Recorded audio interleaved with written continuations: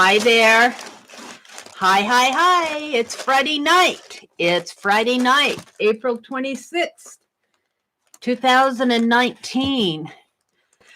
Oh, it's been a long week. It has been a long week. The weekend's here. We can do more art. What do you think of my rose over here? Let me tell you, when I was painting this morning, I was really discouraged. I thought, it's never going to look like a rose. But now that I've walked away from it and I've come back, I'm really happy with it. So yeah, I'm going to keep working on this for my May art journal. So we got some art journaling to do tonight. While I wait for folks to come in, I like to work on my angel book.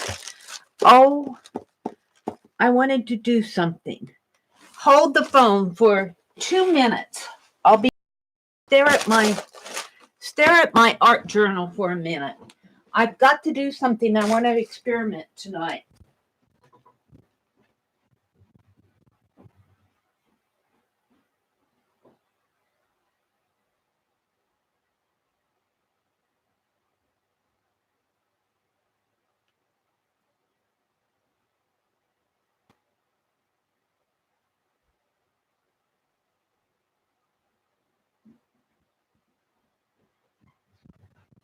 Okie dokie. I had to run to the laundry room and get the dryer sheets. And I'm not done. We got to reach over here and get my big shot. We're going to experiment tonight. Violet gave me a suggestion. So I'm just going to get it out and get it ready. Yes. Get out my dies. I thought I was all ready. I forgot to do this. All right, now I'm ready. Sort of. Sort of now I'm ready. Okay.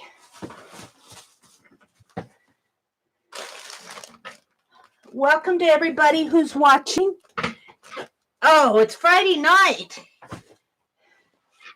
Everybody must be home or out eating pizza or whatever tonight. Whew. I'm taking a breath. I've been working in my art journal all week. And while I wait for folks to come in, I like to work in my angel book. So let's pull that out. And what I'm doing is doing a gold reverse collage around the edges of the pages. Hi, Holly. Welcome. And bless her heart, Annie V sent me some more speedball gold paint just in the nick of time.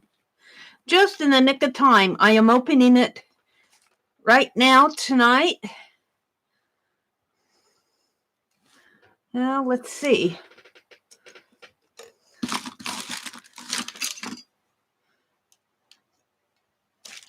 It's got the film on it here. Let's get that off. Yes. I'm just going to pull it back halfway. And let's not waste any gold paint. Got some on my thumb here. All righty. Got some on my... No gold paint to waste. No way. Let's grab my brush. Hi, Mitzi. Welcome. While I'm waiting for folks to come in, I like to do a little art journaling in my reverse collage book here. We are getting this filled up. It won't be long. I want to do an experiment tonight. Violet shared a video with me this week. And I'll show that to you. Maybe just right after I get this done. Because it has to do with this book. So I hope you guys have had a great week.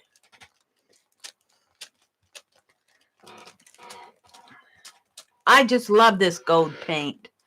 I love it. I actually went out this morning after my morning stream and I dug all of my planters. I had planters on the porch last year, but they need to be washed and cleaned. So I dug them all out of the shed, lined them all up by the water hose. It was a little cool out today, so I didn't scrub them down. I want to wait till it gets a little warmer to do that. But that's my next task. That's what I did this morning. Hi, Violet. Violet, I'm going to do the die cut thing maybe right after I get this done because I put those die cuts in this book.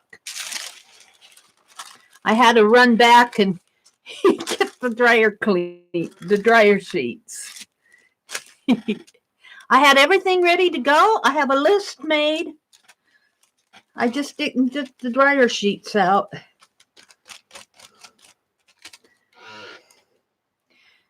Oh, this is such a pretty gold. Such a pretty, pretty gold. Thank NEV for the gold. Speedball screen printing ink.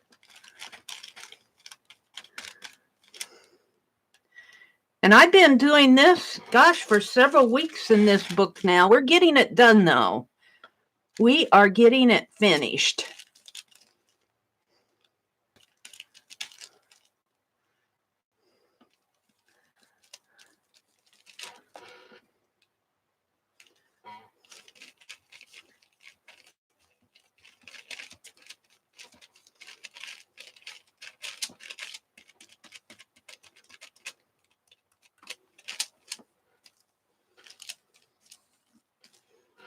There we go. Ooh, I'm loving that.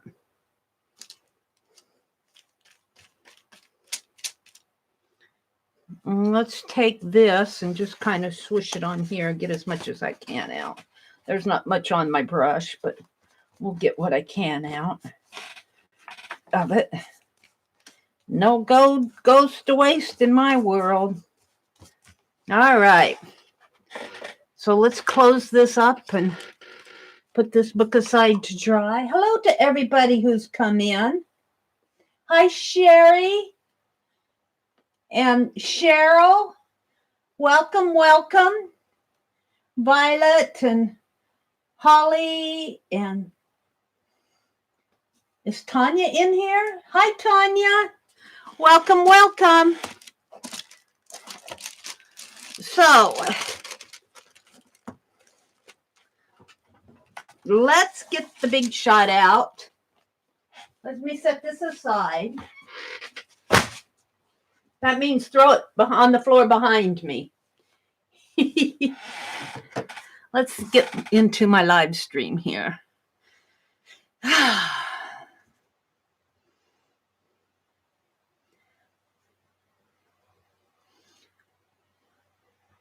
Tanya's in the house, and Sherry, and Mitzi, and Holly, and Cheryl, and Violet. Hello, ladies. Hello, ladies. Tanya says, I'm just popping in to say hi, then maybe I can come back later. Yeah, we understand, Tanya. You got business to take care of. We appreciate you coming in and saying hi. Hi, Nina. Welcome, Nina. All right, I got my, it's heavy. It's a heavy old thing. I understand why, if you can afford it, you have stations. Ha. I understand. I'm just going to put it here because, ouch. Ooh, ow, that hurt. I'm going to be putting paint over that anyway. So I want to get out a die. One of those Tim Holtz dies will work.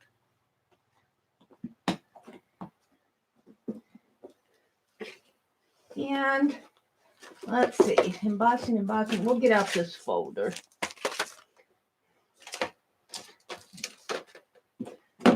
And maybe black. I got a black half sheet from the other morning, don't I?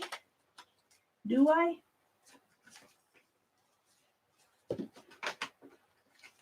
Yeah. No. No, but we'll cut a couple sheets here. We'll cut a couple sheets in half. I have it somewhere. That's the story of my life. It's here somewhere.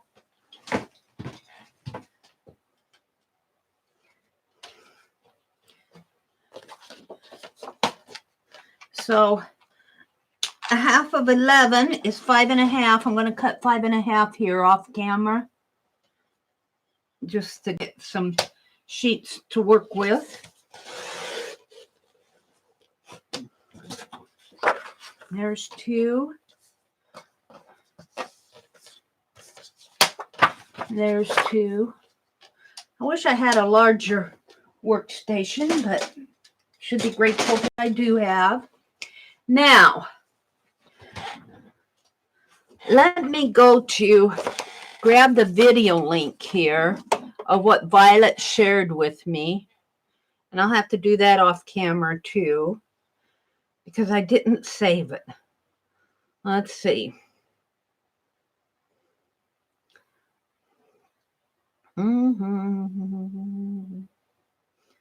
We were chatting. Here it is. Copy. Let's see if I can put it into YouTube.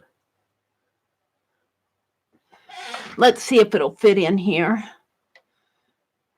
Hopefully, I copied it from Messenger, so hopefully that will go to, yes. Dryer sheets, thinlits, and the best technique ever with Deb Valder. I need to subscribe to her. Tap the bell. Okay, so what the story is all those little pieces that get stuck inside. Well, using this technique is supposed to eliminate that. So we're going to try it. So I put a link to her video. I'm not going to play her video because I don't think that would be good when she doesn't know that I'm there.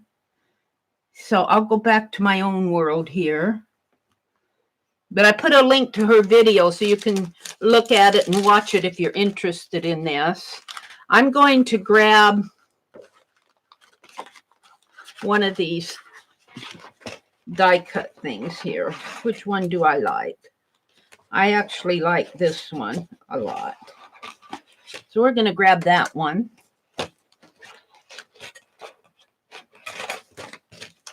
And what she does, now I watched it a couple times and I'm hoping that I do what she does.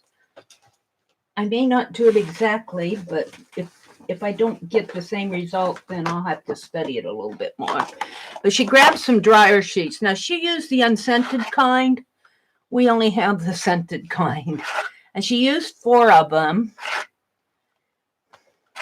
So I'm going to grab 4. I'll have to replace the dryer sheets.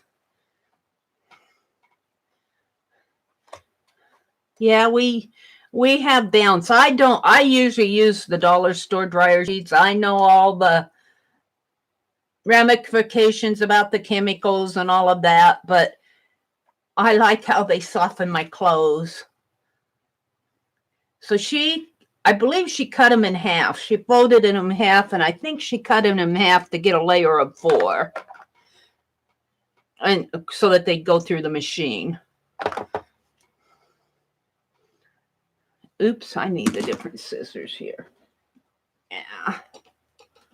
Let's grab my black ones. Those red ones scissors, I have used them and abused them. They still cut some things, but they don't cut the fabric very good. So I got these. All right. So she wants 4 sheets. 1, 2, 3, and 4. And we'll save the other 4 back. Yeah, knocked everything off here. Yeah. Okay. So if I remember right, we just make a sandwich out of our thinlet thing here. What did I do with the thinlet?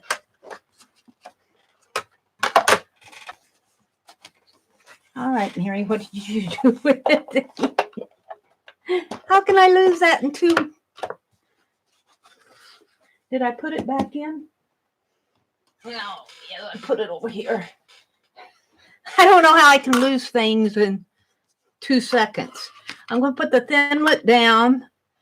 I'm going to put the paper. No, I think you put the paper down and then the thinlet. But well, either way, paper down. Paper down. And then the thinlet.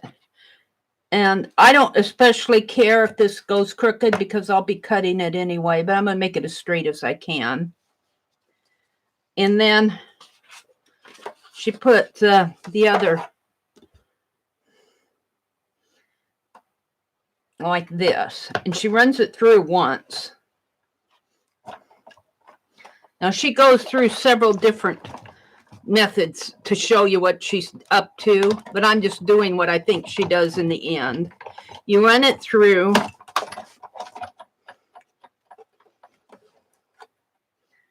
You pull it up, and let's make sure I have my dryer sheets out here. Where are my dryer sheets? Oh dear. 1, 2, 3, 4. These might not be the same ones. Okay, you lift it up, and you have all of this. We can get rid of these. Well, I actually we can leave those there, but I'm going to scrape them off right now. Just kind of push them off. And then you put your dryer sheets down. Try to keep that as it is. Put your dryer sheets down. I think that's what she did. She had them stacked up real nice. I'm experimenting. This is the first time I've done this. So this is me interpreting what she did in her video. So you put that down. And then I think you put this down on top of it like this. Run it through again. We'll see if this works for me, Violet. If it doesn't work, I've probably done something wrong because she did it several times and she was happy with it. So I'll run it through.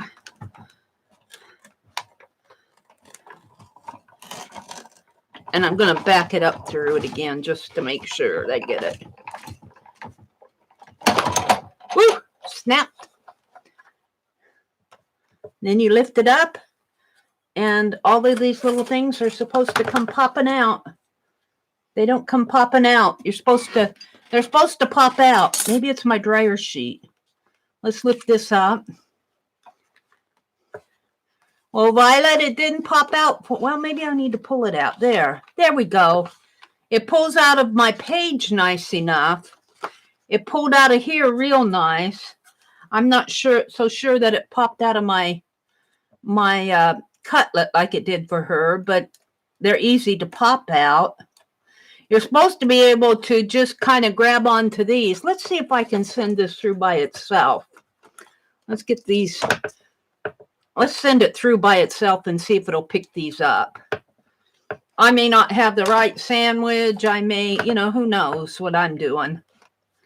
Maybe if I experiment 3 or 4 times, I'll get it.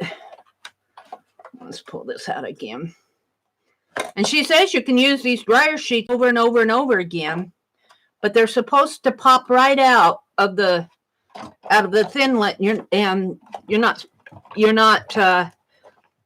You're supposed to be able just to kind of shake them out, and I suppose somebody out there is saying wax paper will do the same thing. I don't know. I'm trying this because she did. Let's see. Pull it up. No, these are being kind of stuck. Oh, there it goes. There's one of them.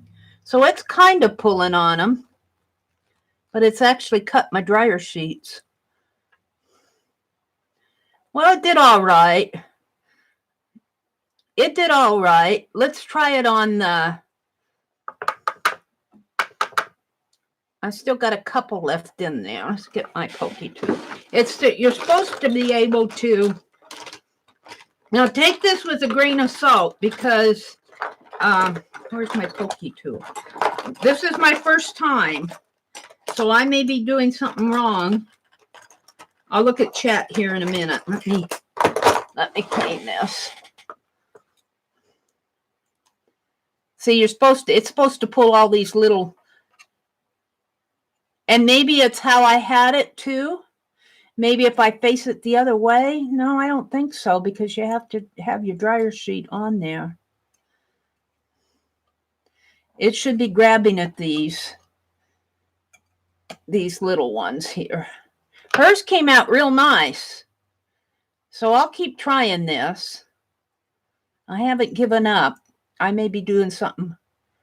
That one's stubborn. Let's see what you guys are saying to me. Joan Bell, do you hear her? And what is showing on the screen? Am I having sound problems again? Janet says the lightning just passed over. I just hear thunder. Count between the thunderclaps will tell you how many miles away it is. Yeah, at least part of it. It came out pretty good on the paper part, Violet. So that was my first time trying that. Thank you, Aunt Beck. That was my first time. So I'll bet you if I keep trying this. See, I sent it through by itself, and I actually die cut the dryer sheets. Let's see if I can find my other 4. Oops. Well, I guess we won't. I sent my I sent my sandwich thing over the cliff. Well, I'll try it again, but I'm really happy with how it came out here. Here it came out very clean. Very clean in here, and that's what I want. So I'm going to put this away because my I just gotta laugh. It's would have been one of those weeks. My plate went over the cliff. My plate went over the cliff. So I'll bet you I'll bet I'm doing something wrong with my sandwich. I'm gonna go watch your video again. I've got some yucky here on my plate from something. Looks like tape or something. I might have put something weird on it. Meri trying to be, yeah, it looks like tape here. Some sort of tape or glue. I'll put it here. So that was the experiment. But I'll bet you $100 that I'm doing something wrong. I'll bet you if I read that video again, I'll figure it out. So I'm going to keep trying that because I want to make a whole bunch of these. I want to make a lot of them. Let me put this away. Well, there's my other dryer sheets. Let's grab them. I wish I wouldn't have dropped my...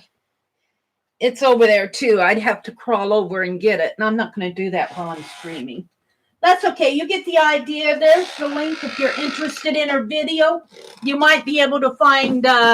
links to where other people are doing the same thing. This video was, I think, a couple years old.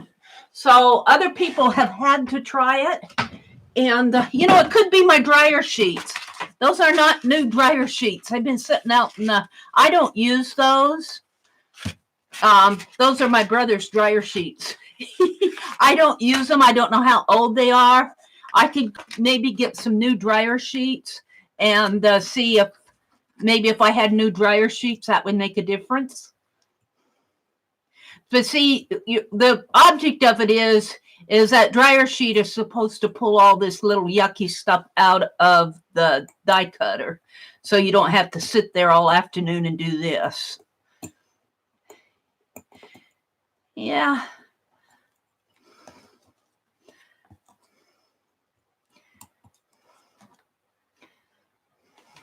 So we will try this again. I'll be doing this again. And maybe if I get it to work, I'll show it again. So that was my fun. Violet shared that video with me. And I do think it's, it could be anything. It could be my dryer sheet. It could be the way I sandwiched it. And maybe I don't know. It just could be anything. I did pretty good. I'm not unhappy with it. So I'll be buying some more dryer sheets in my next shopping trip. I got it on the list. Let me put this die cut away here. Yeah.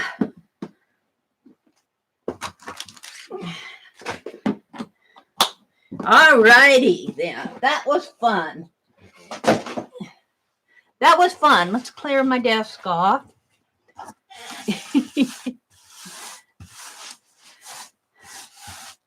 All my little roses from this morning. I'm pretty happy with them. I'll be painting the rest of them this weekend. I want to get it all painted this weekend. And I'm planting garden flowers this weekend. That's getting caught on the masking tape here. Yeah, come on. Come on. There we go. So, I have a list of things I want to get done tonight. All right. Well, then you fell there.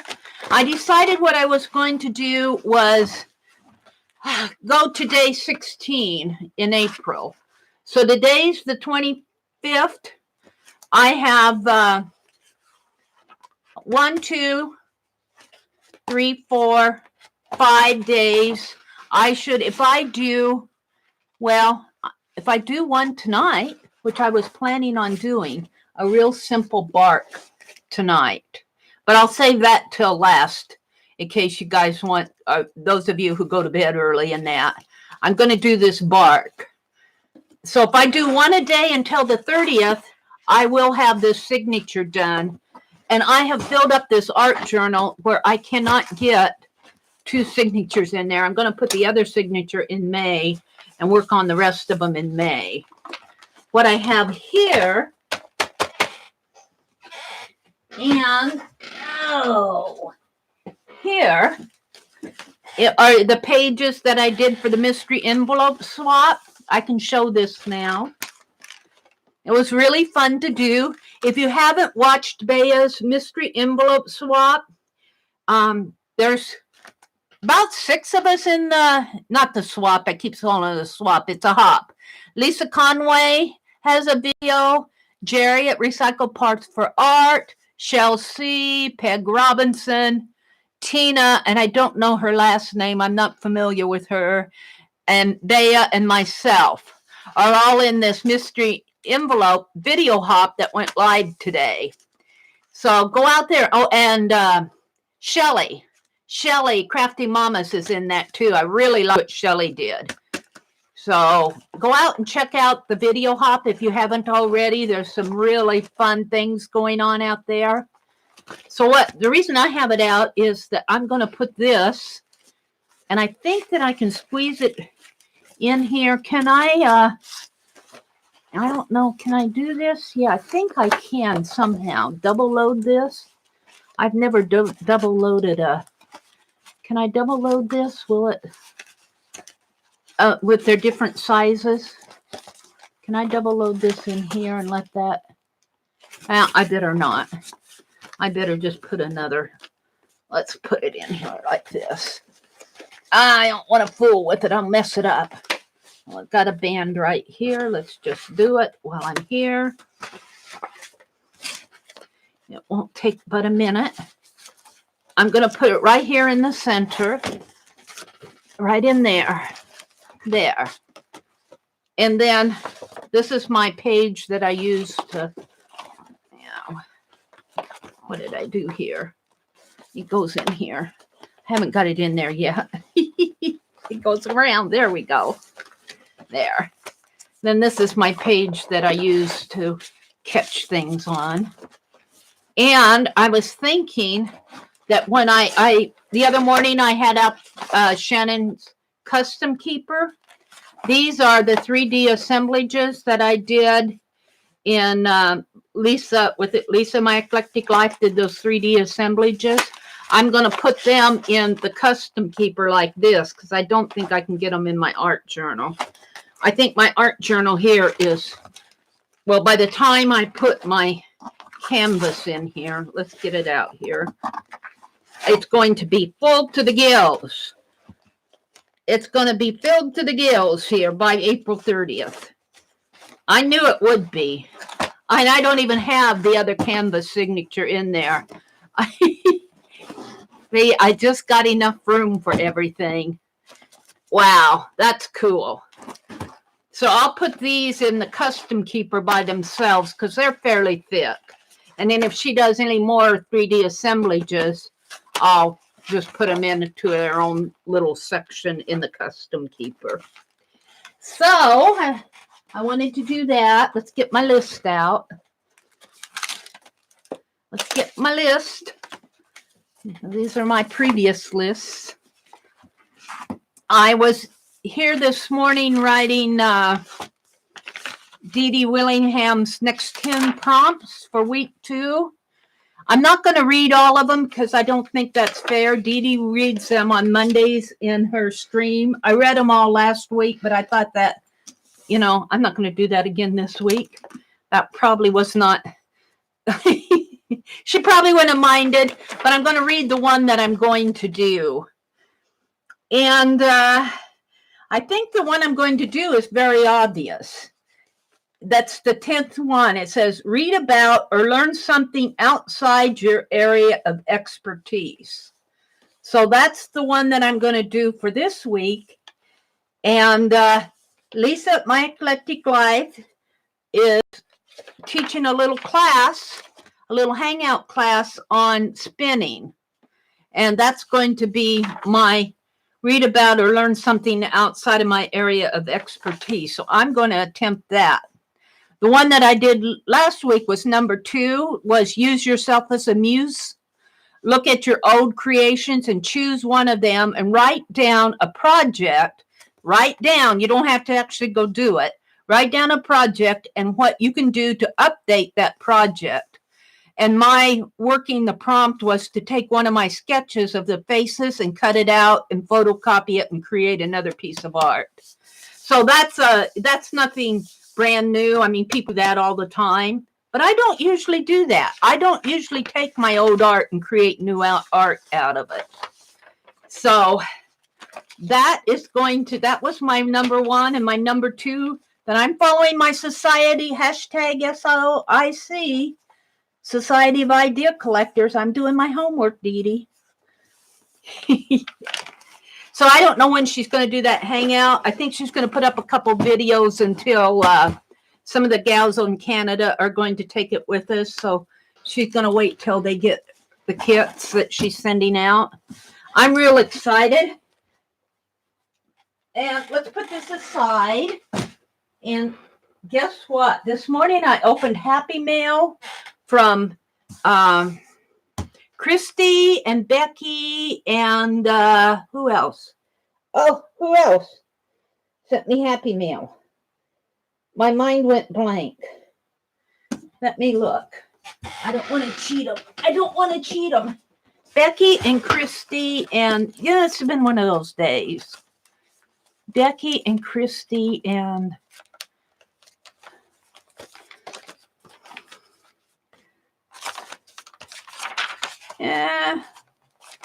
Becky, Christy, and is that Sharon Lombard? Sharon Lombard got Happy Mail. Oh, and I made these little butterfly paper clips on the back, and they were real wobbly this morning. I just used washi tape, and they were really wobbly, and I wasn't sure that they were going to work, but I heard Aunt Beck whispering in my ear, set it aside, Meri, and let it dry. So I did. And now tonight they work real good with these little, Mark calls them butterfly clips. On the box, they're called trombone clips. So yeah, they work real good. Put them on the envelope here if I can see where the clip goes. Right in here. There is she on there? Yeah, she's on there. Just the paper's not that thick. And here's the other one. So Becky was showing her ATCs and everything that she made. She made me a card. I wasn't expecting anything from you, Becky. You really did make my day by sending me this bee. So That was really nice. In fact, I wasn't expecting any of this happy mail. Sharon and Christy, you guys, you really have been blessing me with happy mail. And I have to say thank you, because my brother went to the post office this morning and he came back with happy mail. Now, one of them I expected, because I'm taking Lisa's hangout class. So one of them is not a gifty happy mail. It's the kit from the class. Let's make sure I don't show her address. Let's rip her address off if I can. Just put let's put this over it so I don't.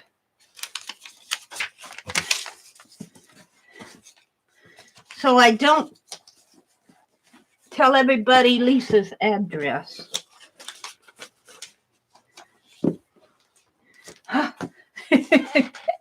Mary's just taking a breath. She doesn't know what she did with her masking tape. It's got to be here. Here it is. These little stickies don't stick. I have to tear off a piece of masking tape here to cover up the addresses. Excuse me a minute. And then I'll cover up mine too, because, well, you know, I don't want mine to show either. Now, see, I should have done this today when I got it, but I was doing other stuff. So let's go ahead and open Lisa's. And I think Becky's already opened hers and showed you what's in it, but I want to see what's in mine. Probably very much the same thing. Where's my knife?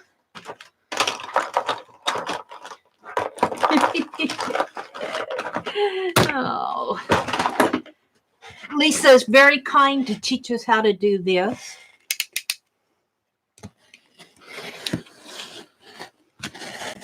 She made me a spindle. I traded her some wool roving, some purchased wool roving, which probably is to her is, yeah, she likes the good stuff, the handmade stuff, but, you know, I mean, I would if I were her.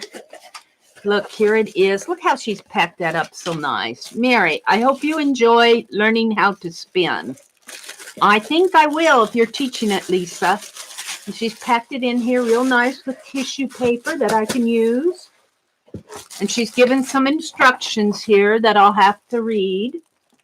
I'm not going to read them all, but it tells some instructions. And look at this roving that she sent, all different kinds. And she's numbered the packages, so I imagine that as we go through the class, she'll say, take out packet number 8 now. Take out packet number 8. Maybe I'm number 8. She'll instruct us. Look at this. Isn't that beautiful? Look at that. Oh, wow. I wish you guys could feel this. It's like a rainbow color. Oh, Lisa, this is going to be so fun to do. Now, she was saying, and that's the bottom of the box. She sent me an extra spindle. She said, it never hurts to have an extra one, Meri. I traded her a ball of roving for a spindle. Then she decided she'd have the classes because she had some kits. She was going to teach a class and it didn't go through. So, yay. She's going to teach us. So there's that, Lisa. I am ready. I'm ready. Let's put it all back inside. I'll take them out when I'm ready to read them.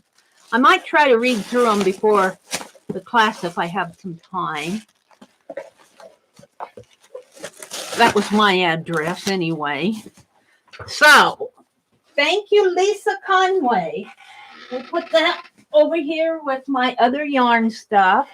Now, the other happy mail that I got today was from Beth Schuler. And I'm just going to open it here with my palette knife. And Beth, you don't owe me any happy mail. Now I owe you happy mail. And I have your scrap man. I want to get him sent to you. I'm just so horrible with getting stuff sent. I don't know. I'm making myself not join any of those luscious swaps that are going on till I'm going to save that and put it in my journal until I get all my happy mail caught up. And it might take me all year. Oh, look what she sent me. Book covers. Oh, Beth. A garden of quilts. She sent me. She knows I love these book covers for my art journals. Well, this will go in June. Oh, and Glenn Beck. Yes, I follow him. It's a Christmas one. It's got snow, red, and the Christmas sweater. I didn't know he wrote novels. I'll have to read that. Oh, she sent me Christmas. This will be for December. Blue Christmas. And then she sent me, what else did you send to me here? Doodle dresses. Oh, look at this. Beth, was this what you were telling me that I could yeah. Okay, I'll save that out. And then the napkin doodle. She's giving me some inspiration for doodles here, for the doodle prompts. Doodle wallpaper. Doodle wallpaper, she says. So she sent me a napkin. We'll do this. I've already got tonight's game all formatted, but this will be for next week, I think. And here's some more. I think this is doodle wallpaper again. Wow, look at this. More wallpaper by York. She has a wallpaper book that she works out of. Oh, Beth, this is so kind of you. Yeah, we can really have fun with these. So let's see. I think, is this the last? No, there's one in here. Copies of Inside of Deconstructive Book. Compton Encyclopedia, copyright 1944. Oh, and she was telling me that I could pull doodles off of that. This is on the inside front cover. I probably could. And then she sent me another one here. And black and gold marble painty paper. That'll go in my journal, Beth. Made just for me? She said I made it just for you. Wow. We'll save that out for the journal. And she's got some cards, a thank you card. This will be for Christmas. These will be for Christmas. And a doodle border. This was a Webster dictionary. This must have been one of those old ones. Copyright 57 through 60, but that paper feels old. Wow. Oh, yeah, that would make a wonderful doodle border. She's sending me inspiration for doodles. A list of what to put on a piece of paper.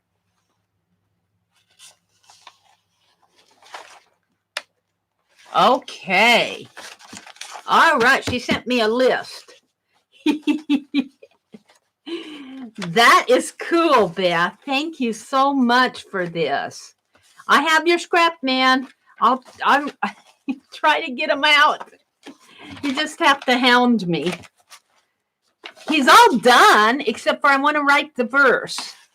I want to write the verse and put with it. And, you know, she sent me all this. I'm going to have to find some art and send with it, I guess.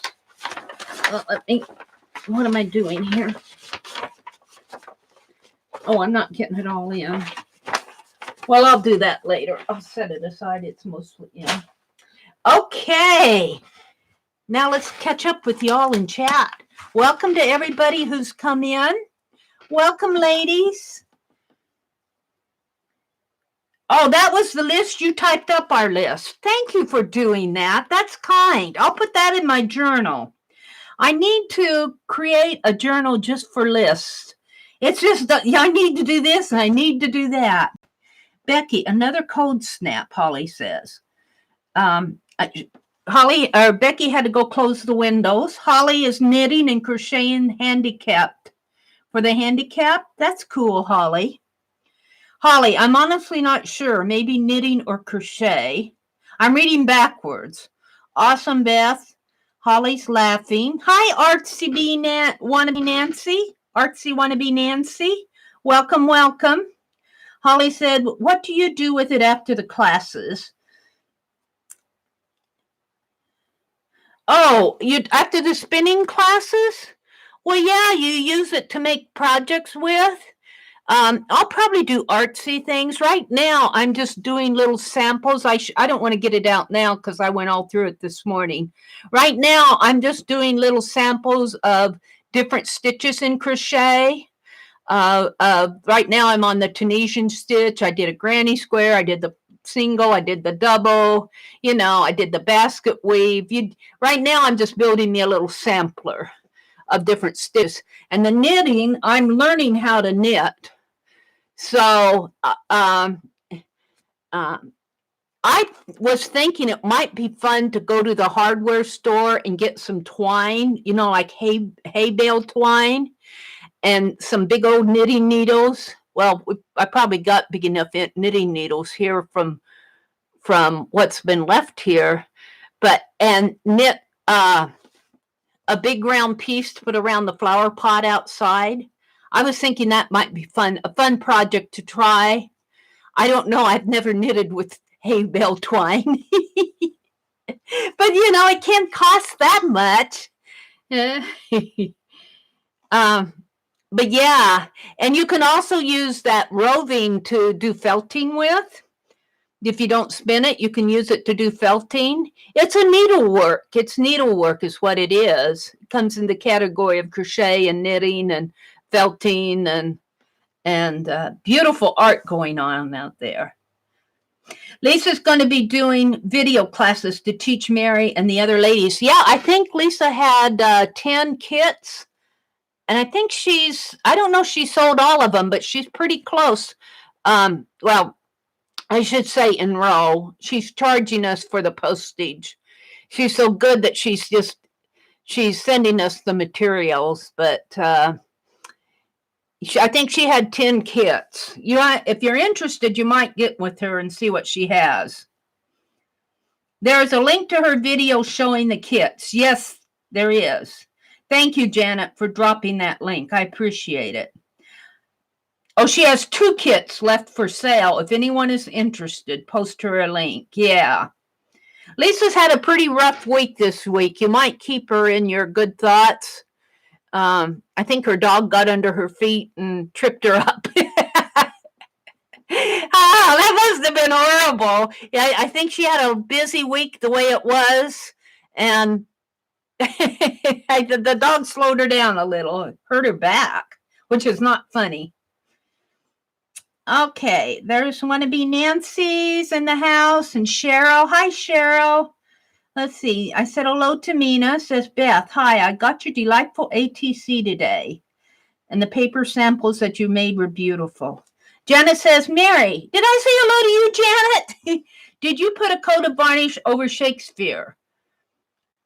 I did. When I varnished that, I did varnish that. I debated whether I should or not, and I said I'm going to. Yes, it does have a coat. It's fabric, though. It is fabric, but yes, I did put a coat of varnish over it. You might be able to wipe the black from his eyes. Let's try it.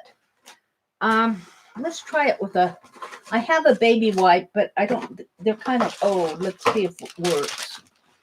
I think it's kind of funny, Janet. I mean, not funny, but I gave Shakespeare a black eye. Just like you got a black eye. It's been a while. Let's try alcohol. I'm not sure if I'm going to be able to get it off.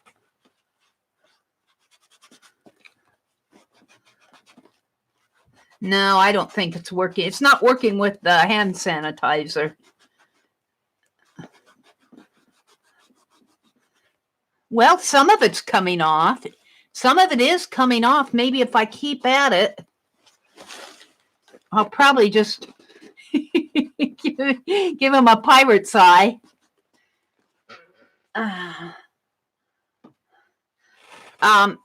The thing of it is, I wasn't thinking about protecting it when I put it together because Meri would never give Shakespeare a black eye.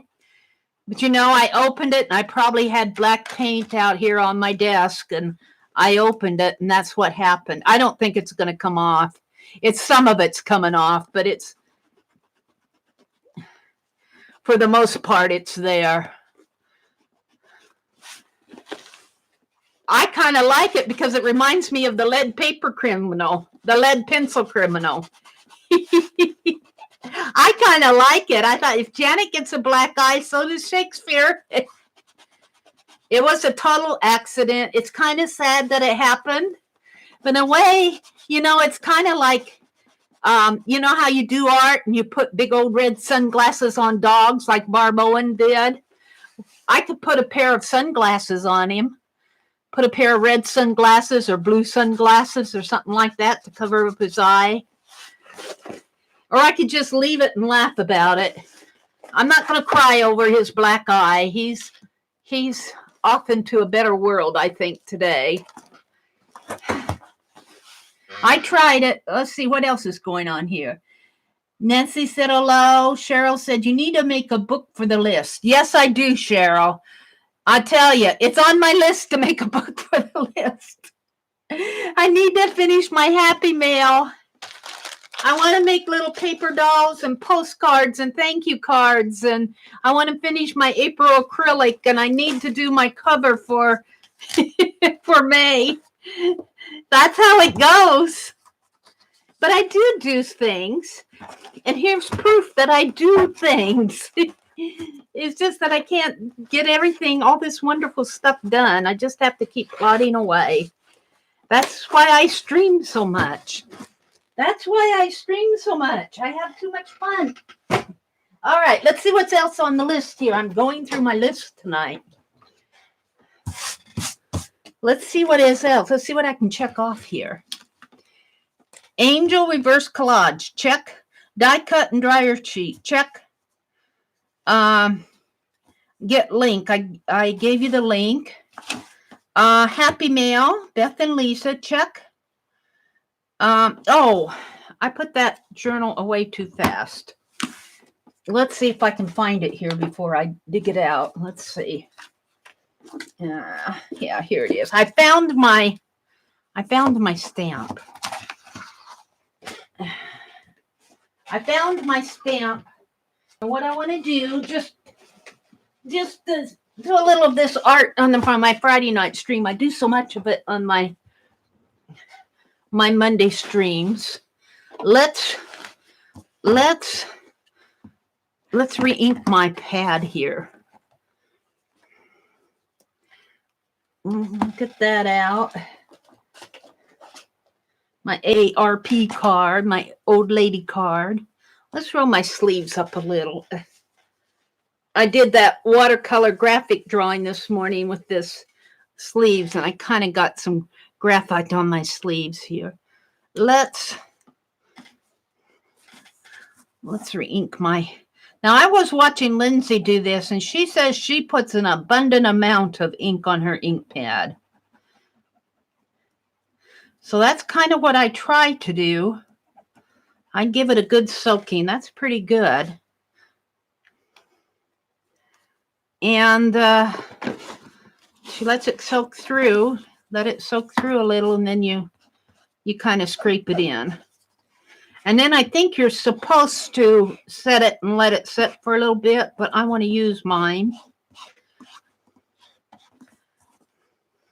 See, I should be doing stuff like this. I need to clean my brushes again. I did clean them this week, but they're ready to be cleaned again. I need to refill my paint applicator and clean my ruler and just have a studio day. We're going to call that good. And let's go to here. This is something I've been wanting to do, but I couldn't find my stamp. I'm going to put my phone over here out of danger. And let's go.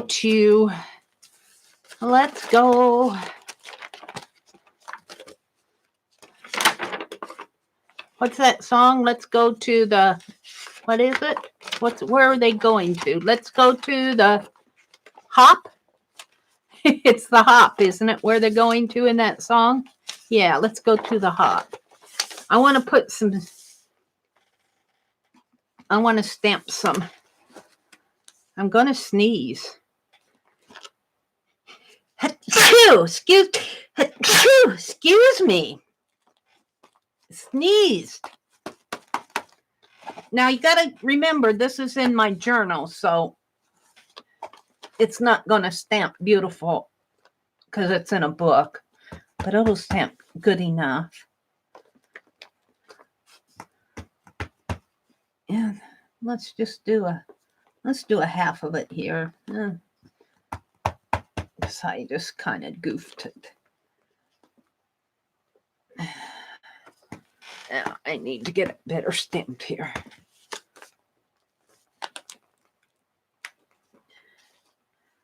Why is it skipping that? I must have.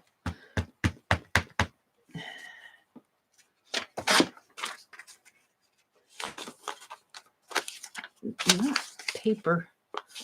I'm pulling it off from the back.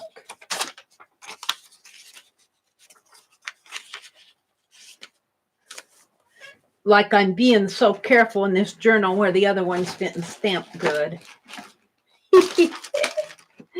Oh dear. Well, I try.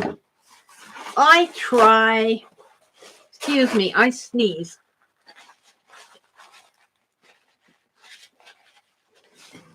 That's much better, thank you. I did wipe my nose off camera. I want to put this right in here, I think. Yeah, now it's stamping good.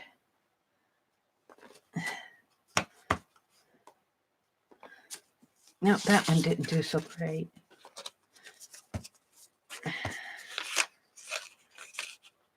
No, I'm just playing with them. I'm just playing. But since I carved the stamp, I want to use it. Because in May, I think I'm going to carve some silhouette flowers to kind of match that die cut.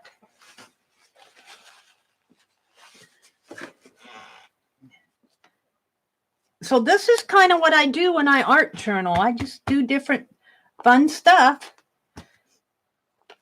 I play with it here. I didn't get it down too far there.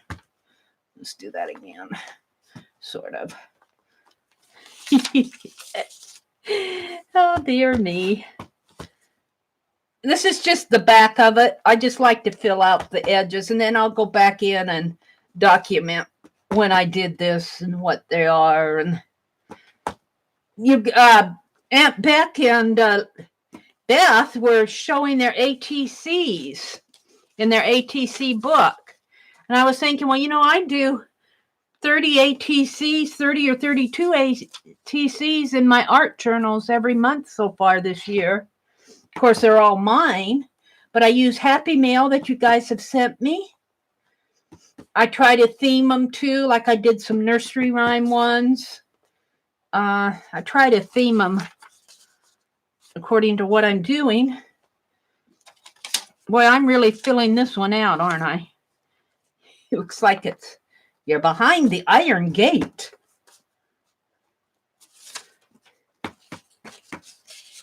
I'm just having fun. That's all there is to it.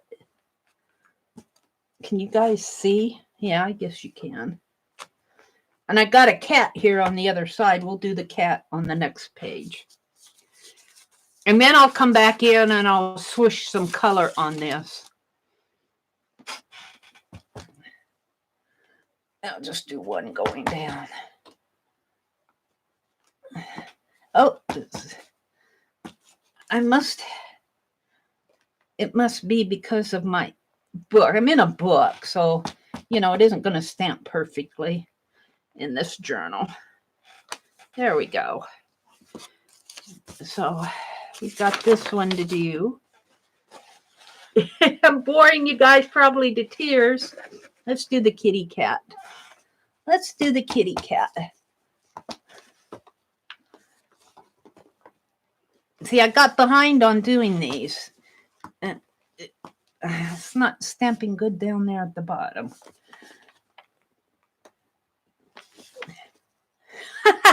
Now it's not stamping at the top. I'm sure it's because it's in this journal. I'm not flat in here. It's not flat. There we go. That's fairly good. Enough that I know what it is. A stamper would toss it. Not me. I'm going to do it this way. That there. The in-between ones are good. Let's see if I can do these any better.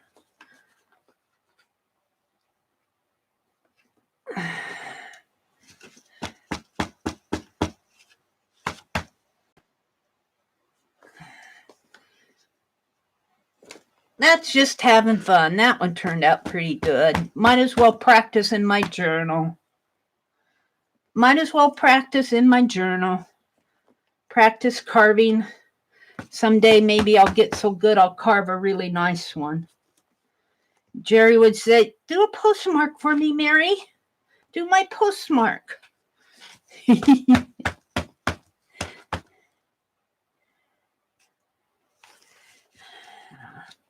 It's on my list, Jeri.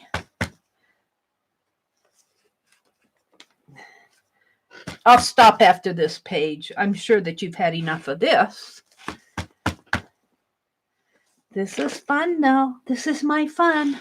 This is my kind of fun. I can get some horizontal ones down here, I think.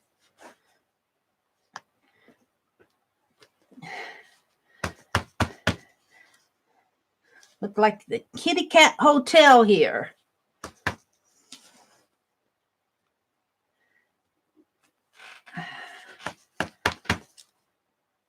If I had all kinds of times, I would do, you know, birds and snakes and deer and rabbit and do an entire Globe Theater gate, but I don't have that kind of time.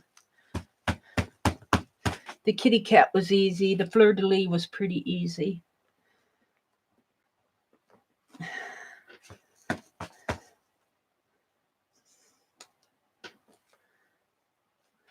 Now, I think I'll just take and do half of it down on the side here.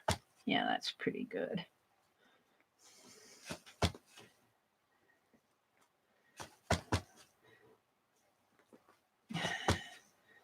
So I'll be finishing these up this week. This is page, there's 20. I think I got to 28. This is 24.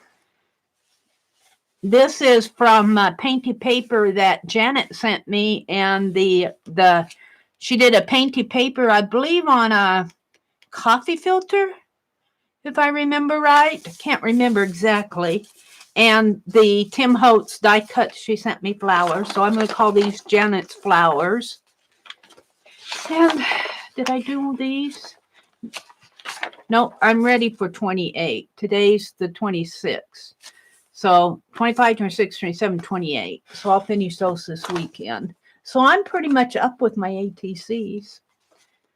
All right. Check. Where's my list? Where's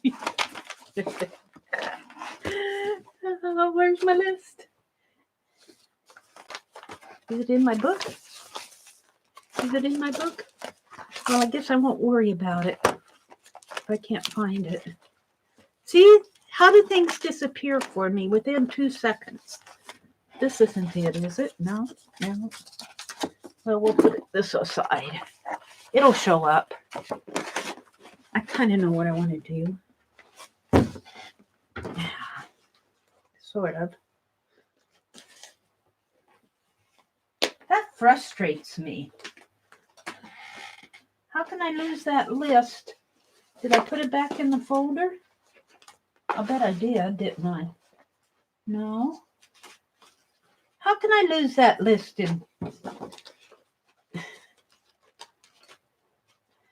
in 2 feet of space? I don't get it some days. I just don't get it, how I can do that. Oh, it's right there. It's right in front of your face, Meri. It was underneath the book. It's there, Meri, Meri, Meri, Meri, it's there. It's kind of week I've had. All right, let's check it off. Stamp on ATCs. Oh, okay. Now I'm ready to do 3 things. I want to read chat first. Meri says, let's see what you guys are saying to me. Happens to all of us, Meri. It's the gremlins. Turn around, Meri. Janet said, yeah, that pink was a coffee filter. And I love it, Janet. I absolutely love it. He's an Egyptian temple cat. I think he is. Mina. I forgot I wanted to watch Jeri, but something came up. Jeri's she did, are you talking about her mystery envelope? She did a wonderful little garden book. It inspired me that I think in May journal. Look, I got ink on here, but I'll be painting that. In my May art journal, I may make some garden pages to keep track. She's keeping track. I think she said she was going to plant vegetables this year, and some flowers. She said she's more of a vegetable person, but she's going to plant some flowers. So I'm going to keep track of the dates that we transplanted the hollyhocks. I got it written down on my calendar, and I'm going to make me some pages. I won't do a journal. Yeah. Let's see. You like the cat stamping, Holly? Mina says, if you place cardstock right under, it might provide enough rigidity so that the stamping would go easier. Okay, Mina, I'll try that. Thank you for suggesting that. I will try that.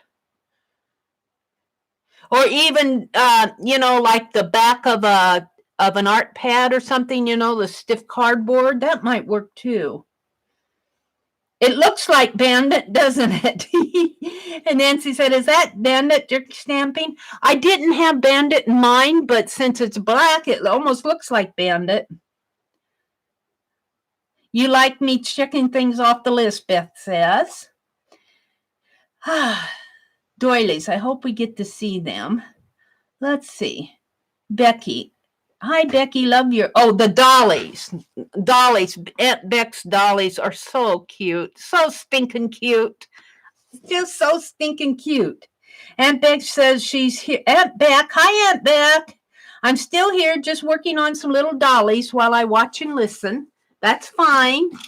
They're just so stinking cute. Your little dollies. Hi, Journey. Welcome. Cheryl said we're under the book. I laughed. I was there all along my list. Open your eyes, Meri, and look. Mina says, is it possible Meri didn't give him a black eye, but Shakespeare ran into the lead pencil criminal? Or maybe, you guys, we may be making this story up here amongst ourselves. Maybe he snuck in and Bandit knew he was up to something, so he ran across the bookshelf and he knocked Shakespeare off and he hit the lead pencil criminal in the head, and the lead pencil with the... How could that be, though? How could Shakespeare get a black eye by Bandit knocking the book off the bookshelf? Oh, I know. He hit the criminal, but it fell. The book fell to the floor and hit a bottle of black paint, and that's how Shakespeare got a black eye, to match the lead pencil criminals. There's the story for tonight. I will write that down as part of the story. That isn't the story I had planned, but we will keep that in mind. How Shakespeare got his black eye. His run-in with the lead pencil criminal, and Bandit threw Shakespeare at the criminal. Oh dear. You guys, you inspire me. Christy says hello. Asher says, I like it. It makes it look even older. I kind of like it too. I think it gives it a kind of a, you know how you're always funking up the art, F-U-N-K, funking it up, like putting red, well, just like Barb Owens put those red sunglasses on her dog. And Shannon was always doing something to hers. Well, mine was an accident, but it sure did. Sure did do in Shakespeare. Yes, I will see if I can eat it. I am the vampire. His father should like it. I don't know what you're talking about. Hi, Ann Lark. Welcome, welcome. I'm trying to go back through chat here. The garlic will keep the vampires away. Oh, Holly, be careful. Too much of anything can make you feel yucky. Cheryl, here's the video showing what's inside the kit. Thank you, Janet, and here's where Anne came in. Holly says, my son decided to cook dinner. I'm outside and the wind is blowing and the garlic is overwhelming. Barb is in the house. She said, yes, and quick. I am not. She has 2 left. Oh, so she's got to hurry and get a hold of Lisa. Hello, everyone. I had a rough day at catching Bandit after work tonight. Barb, thank you for taking care of Bandit for 2 weeks. That was so good of you to do that. That was so good of you. I think Bandit was a little raucous toward the end of the week because he helped give Shakespeare a black eye by throwing the volume of Shakespeare's complete volume of works at the lead pencil criminal, or the guy he thought it was, and the book fell into some black paint. Meri didn't have anything to do with it. It wasn't Mary's fault. All right, so what I want to do is I would like to, and this is going to be an experiment, total experiment. And you guys are so creative. I'm going to get out the list, but we're not going to make a list. What did I do with it?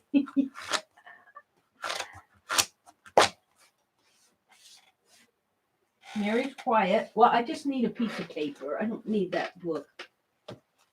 But it frustrates me when I get things ready.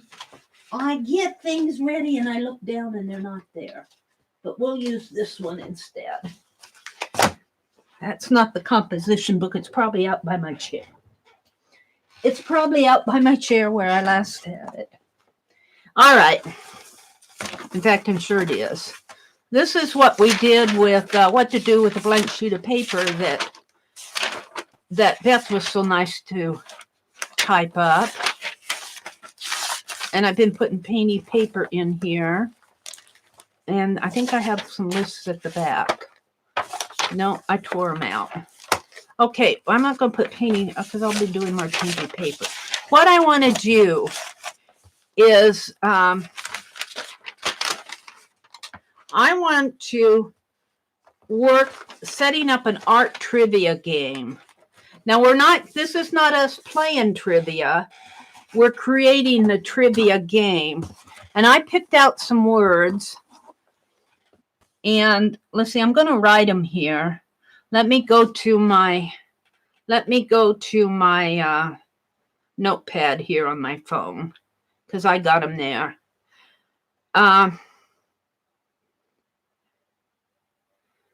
Collections, art trivia. Okay, I picked out 3 words that are, well, one of them I picked from Tanya's. She knows I'm going to do this. One day she asked me when I popped into her stream if I knew what this word was. And I honestly, after she told me what it was, I do remember studying about it. But of course, I forget everything. But the word, what the question is going to be, well, let's see. The word is C-H-I-A-R, and you guys might have been in the stream that day. It says we talked about it in one of Tanya's streams. S-C-U-R-I-O. So the trivia question is going to be, what does, and then I'm just going to put an arrow up here because I'm not going to write it all out, mean, M-E-A-N. And then we have to give them some options. Now, I'm going to tell you the answer here. The answer, because I got it written down here, is an Italian word in art for the use of strong contrast between light and dark. So that's the answer. But now what I need, and maybe you guys can help me out here, are 3 false answers. I think you give them 4 choices in trivia. Is that right? Let's see. Italian in art, the use of, and I think when you ask somebody a trivia question, you give them a choice and then they pick one of those, or they tell you what it is. It probably depends on how the rules are set up. I played trivia a couple times in my life and that's it. The use of strong contrasts. I'm going to look at chat here in a minute. T-R-A-S-T-S. Between light and dark. And that's all we need. I mean, there's a whole bunch of gibberish about it. So what can we tell them for I still want to use a dark pen because what can we tell them for wrong answers? Let's look at chat and see if you guys are telling me something. A desert bug. It's C-H-I-A-R-O-S-C-U-R-I-O. Churrascurio or something like that. Thank you, Janet. Janet spelled it out for you. So the answer, the real answer is in Italian, it is the use of strong contrast between light and dark. So we need Illuminata. That's a good one, Ann. Okay. I got 3 of them. Chia Pet Curios. Mina said Chia Pet. Beth said a desert bug, but I also like her type of Scorpio. So stop. Let me get these down. Illuminata is what Ann said. I-L-L-U-M-I-N. That could throw them off because they could think, okay, what's Illuminata? Candy. I love it, candy. I might put that one down there as a 5th one just for the fun of it. Candy. And Chia Pet Curios. So some of these, well, they'll say, oh, they're not Chia Pet Curios, you know. This is going to be a fun game. And what I was thinking that I would do is after we do these 3, and I'm not sure how much of a response I get on my community page, but I'm going to post them out there on my community page as optional and see if I get any voting. Of course, you guys will know the answer. So, but this is something, if you want to take this and use it for your own game someplace, you know, your family game, or if you're doing a group game, or if you're doing a get together, you can go grab them and keep them in a book as we're compiling them here. And who knows, they might, you might find a use for them sometime. Or, you know, it's just, I'm just going to call it our, we had a name for it last week. Right now, I'm going to call it our art trivia game. And every week, we're going to add 3 more. This isn't going to be long and involved. It's just, I'll give you the answer. Or you could give me, if you find me a good word that you want to add to it that I don't have yet, you can suggest it and we'll work it up. Let's see. Hold on a minute. Dollhouse chair, curios, ombre. Clear dark, Giovanna says literally. Yeah, and Aunt Beck gave the link of how to pronounce it. It's Italian. A certain depth of sea. You guys are giving me 20 answers. Portuguese sausage or churco. Oh, I like that Portuguese sausage. But this has to be art, though. I like it, but it's got to be art. This is art trivia. I guess an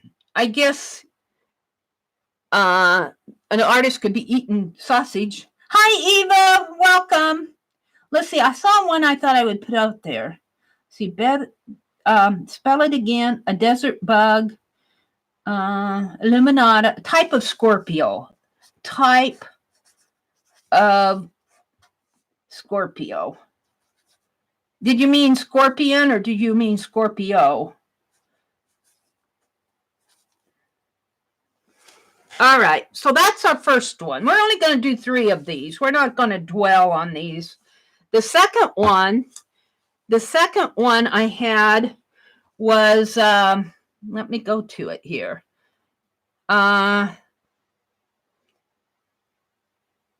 Articulated. And this also comes from Tanya's Articulated Dolls. So what does it, I'm just going to put the word here for us, and then what does articulated mean as it relates to art? Or I guess it doesn't have to be. All right, the word is articulated. And the answer, we're just going to put 4 down here. The answer in here means in our doll making, I should say, what does it mean? Well, I'll just say, what does it mean in art or craft? What does it mean in arts and crafts? Because it could mean different things, as the AI engine would know. FTS. And so the answer is dolls with articulated limbs. Well, that is connected with a joint, is what it means. Connected with a joint. So I need some things that it doesn't mean. Connected with a joint. And I'll go ahead and I think what I'll do is just put them out, 3 of them in a post. And if you guys want to grab them for any reason at all, you may not want to, but if you would happen to, this is a group project. I don't claim any ownership of this. This is us having fun. So if you want to use them like as an art game or use them with a group get together sometime when you're looking for something to do, or if you just want to have them in your stash, go for it. So an example would be dolls with articulated limbs.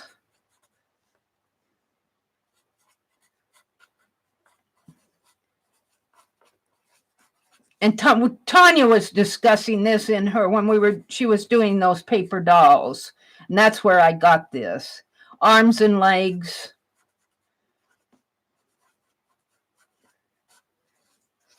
And I'll look at chat in here. That can be moved in a minute. I'll look at chat.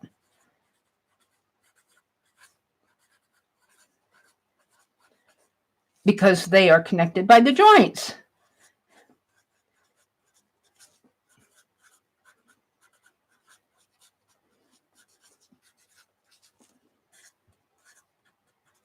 So let's go to chat and see what you guys are telling me for what they don't mean.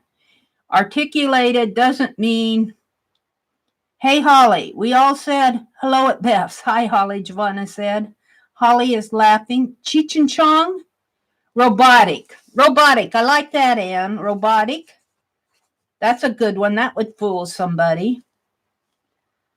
Let's see. Chatty doll. A chatty doll. That's a good one. Chatty doll. I thought it was a fake answer to the question. Well, it might be, but I still want to keep it art related, Azure. We're talking about the sausage thing. You're probably right, except I kind of want to keep it related to art because it's so, well, Chia Pet isn't really, well, it could be, but CHIAROS.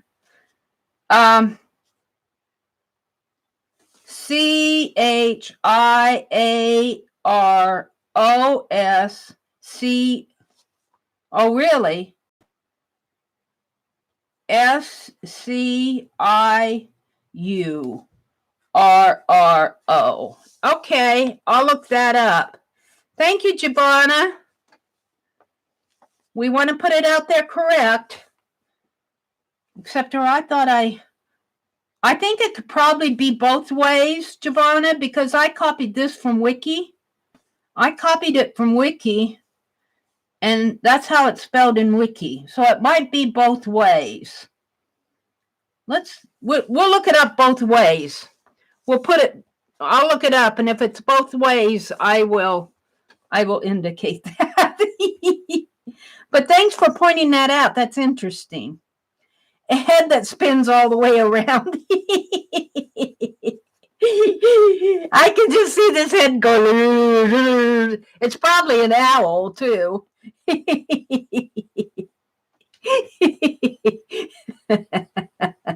I'm sorry. Oh, a head that spins all the way around. I'm still giggling over that. Who said that? Beth did. I can just see it go. All right. That's good. We're not going to spend a huge amount of time on this. Well, candy isn't related to art, is it? So you got a point, Azure. I'm going to go here just because my page is getting scrappy. Okay, the third one and last for our art trivia is the word. Now, you guys probably are familiar with this. I'm going to give the second one here first because it looks harder. Pyrogravure.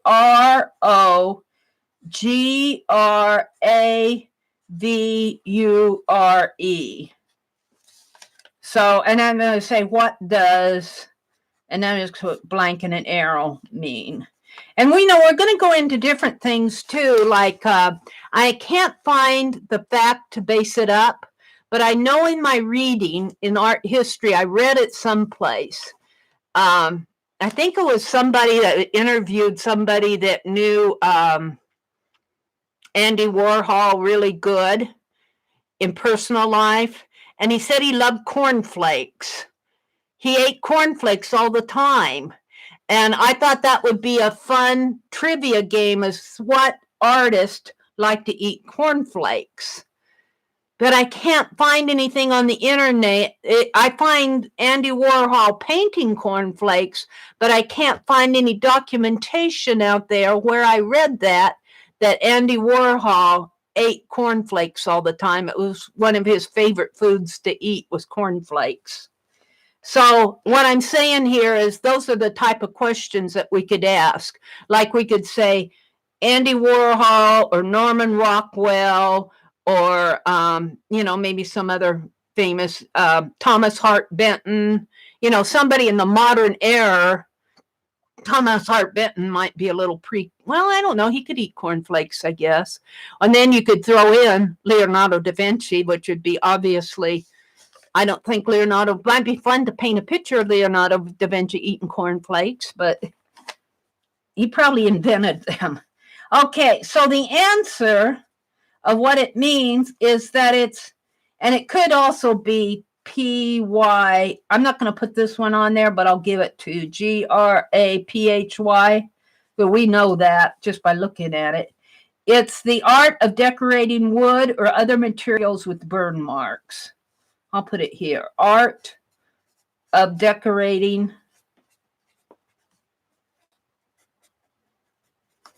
wood. And there are some artists on YouTube. There used to be a gal in our creative art collaboration group that did this pyrography. She beautiful work. Of decorating wood or other materials, like a wood burner set, but you can do fine art with it.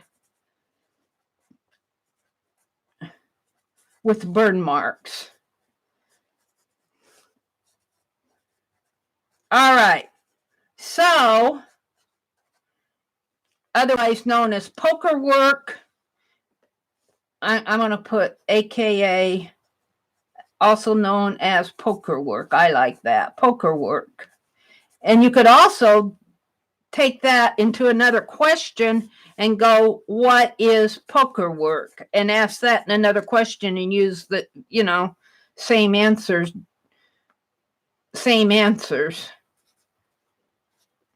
All right, so let's go and see what you guys are giving me for wrong answers. This is the last one. Using fire. I guess that could be a wrong answer. Using fire. Scorching. Explosive. I like explosive. Using fire, they might think of wood burning is what I'm thinking. Yes, that's what it means, is burning a pattern, decorating wood or other material with burn marks, which I kind of think that somebody said using fire. I would question maybe if they're on the right track. I want a wrong answer here. A ventriloquist dummy's head spins all the way around. You guys are still on this spinning head. I'm looking for wrong answers to my question. I have the right answer. I'm looking for wrong answers that kind of relate to art. I don't want anything that's so far removed from art that it's obvious that it's a wrong answer. Some of these may be. We might go back and revisit some of these. But that's what I'm looking for, Azure. Hot sauce. That could be a good one. Now, that doesn't really relate to art, but it's a good answer because it's hot. Hot spicy gravy. Andy liked chicken soup. I think he ate it every day. Andy Warhol with chicken soup? I'll look that up. See, these are the type of things that we want to, this helps us learn our art history too. This helps us, and not only learn it, but, a lot of this stuff I know, but I don't carry all this stuff around in my head all the time. It's good to go back and talk about these things and chat about them. Andy Warhol liked chicken soup.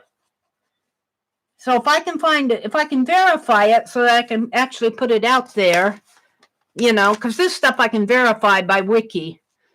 And, if anybody playing the game could go look it up, that's obvious, but it's still kind of fun. I see this done on my other account where I watch that History Channel. Is it the History Channel that does this or the Timeline? I can't remember. But one of those History Channels, or is it George Washington? I think it's Mount Vernon. They put out a trivia question about George Washington every week or so. And it's really fun just to read them, and you learn all these facts about George Washington. We could do the same thing for Andy Warhol or Picasso, just facts that are commonly known, but you don't look at them every day, so you don't think about it. All right, let's see. I got hot sauce here, but I know Azure's sitting there and going, that's not related to art. Let's see what else you guys are telling me. Scorching. That might be scorching. Although I still think these two of using fire and scorching might indicate to me that they're on the right track of using a burn mark. His terms, Shushugiban, is Japanese and literally translates to burnt cedar board. That's a good one too, Azure. We're getting into 4, 5, and 6 here. Shushugi ban. But see, I need wrong answers now too. Japanese and translates to burnt cedar board. See, these are right answers for this. I need something. Oh, Janet's going through another. If you have to leave, Janet, you don't hesitate if you have to sign off. Hi, Susan. Welcome. Azure Chip and Joanna Gaines did a house book in Waco with that technique, with the burnt wood technique. Fire Freak. There's a good one. I'm going to put Fire Freak here. Instead of using fire, I'm going to put Fire Freak. I like that. That's a good one. That's so close that it's wrong.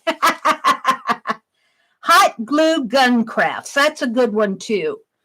So I'm going to put, for the hot sauce, I'm going to put this one. We'll call it done. Hot glue gun. Hot, where did I see that? Hot glue gun crafts. That's good. Good answer. Good wrong answers. So that's how I'm going to build the trivia game. And I'll just put them out there. And I'm going to put them out there as on my community board as polls. And, I don't get a lot of hits on my community board, but maybe somebody will see them. But the reason I'm going to put them out there is for you guys. If you ever want to go grab them, and they'll be documented as being out there. And I'll also maybe I'll make up some little cards. And that's what I'm going to do with 30 Dozen next week is make trivia cards. I got 2 that for postcards. Maybe I'll make trivia cards next week. Aunt Beck was going to do postcards for her Dirty Dozen. So I could see making some trivia cards with these. But we're not going to spend a lot of time on them every week because, I do that with the doodle prompts and the Meri mysteries. So, trivia game, check. I got the doodle game. Let's see, what's this?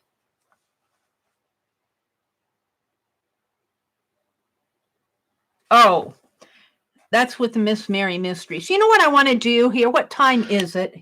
It's 9:04. It's 10:04 Eastern time.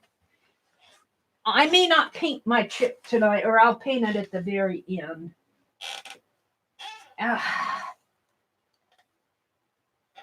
Not there. Where'd my dictionary go?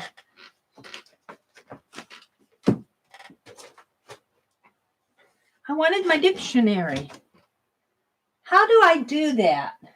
How do I do that? Every time I want something, and I know it's here, and I turn around and it's gone. I used it today to scrape off paint. Well, I guess I won't do it. We may skip it just because I can't find it. It makes me mad when I do those things. It makes me mad at myself. Because I'm in the middle of my stream. What did I do with my dictionary? Well, you know what we're going to do instead? We're going to grab this dictionary that I got at the... So if you guys ain't know any good terms, if you've run across any throughout the week, bring them next Friday night and we'll add them to our trivia game. Like, I thought this was good. These 2 that Azure gave us about Andy Warhol liking chicken soup. We could put, what did Andy Warhol like to eat? Chicken soup, cornflakes, roast beef, or chocolate. Stuff like that. It'd be fun. I want to do a word. I got out of doing the word, and this won't take long. Here's my list. I want to do a word in my list book. And I'm going to get out a juicy marker, just so I have a juicy one. Okay, let's do a word. Scorpion? Shuttlecock, I don't want to do an S. I don't feel like doing an S tonight. That's too hard. An opossum or an orangutan? Possum. O-P-O-S-S-U-M. A mule. A mushroom. I'm looking for a word that I want to do. See, I don't decide these things ahead of time. Lion. Let's do the word lion. So, where is he at here? L-I-O. See, his picture's here. And he is here. So I'm actually going to draw here. Well, let's see, what can I do? Is it going to go through? I guess I'll just let it go through. Or I could for you guys, and let's coat it with some. I don't want it to soak through. I'm going to put a glue coating over it, not with my good brush though.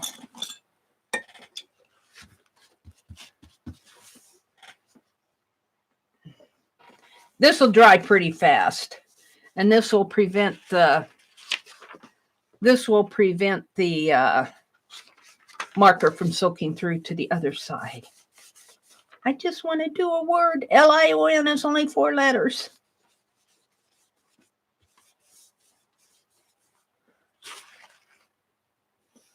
See, they put the picture there, but the meaning's over here, and I want to put the word with the meaning.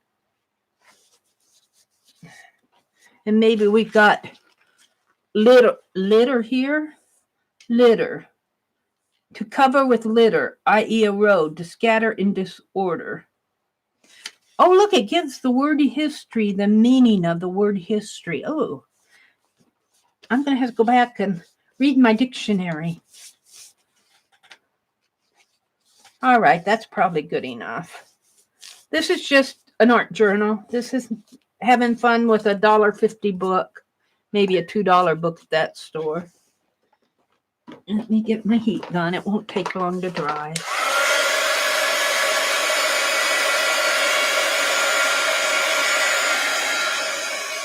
Actually, what I was doing was tearing these out and putting them in my art journal. Do I still want to do that? I'll decide later. I can always tear it out.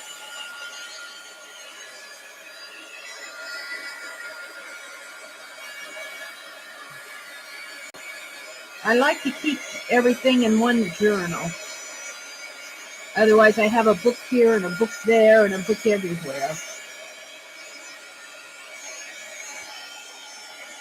A lion is a large flesh-eating animal of the cat family that has a brownish buff coat, a tough tail, and in the male, a shaggy mane that lives in Africa and Southeast Asia. That's what a lion is.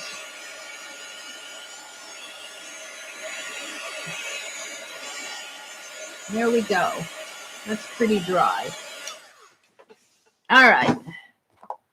So what I want to do, I'm just going to practice my L here. Air practice it. Air practice it. Let's see. Because he goes real curvy. And I want to practice this. He goes like that. So what I want to do is I want to,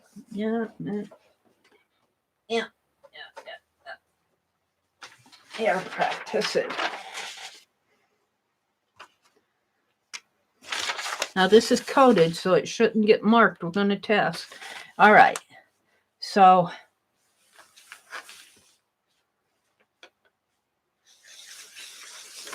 something like that, only I want to curl it like that. That's a new marker. Why isn't that juicier?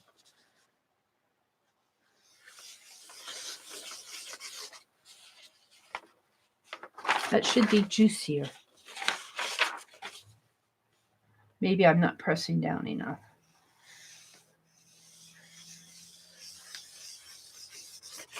Only I want to be a little freer now.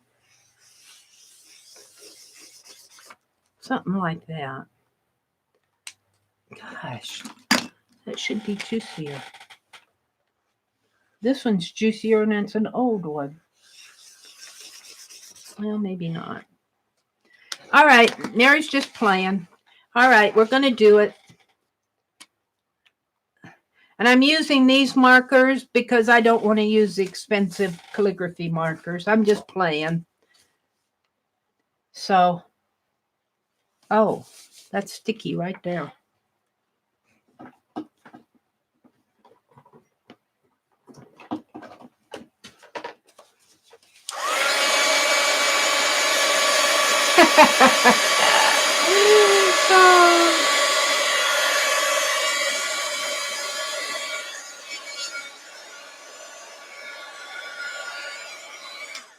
All right.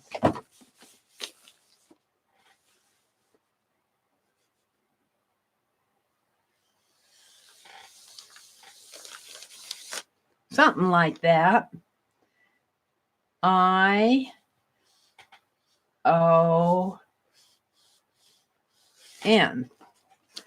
Oh, that L is a sad L. That should be a smaller loop up there. Oh, well, that's why we practice. Let's do it again in here, just for the fun of it. Like that is better. Lion, lion. Only I like this loop better. But I'm going to stop. I'm not going to. This is for practice. I might go through off camera and pick some words out and cover them, coat the pages, so that when I do this, I can go in and pick a word, so I won't bore you with this process. I'm just going to keep practicing my curvy cursive writing. I wanted to do that tonight. That was my checklist. Let's look at chat. I'm off in my own world. Dictionary page. Check. Check. So I got the painted wood chip, the Doodle Game, and the Meri Mysteries. Let's see what you guys are saying out here. Welcome to everybody who's come in. Susan says, Meri, hi, everyone. Let's see how you guys are way chatted past me here, way down here. We went down the rabbit hole. The lion went down the rabbit hole. Now I have that song in my head. Meri, you could add a little tuft to the last stroke, like a lion's tail. A little tuft like, where's my scratch paper? On the floor. A little tuft like a lion's tail. Let's do.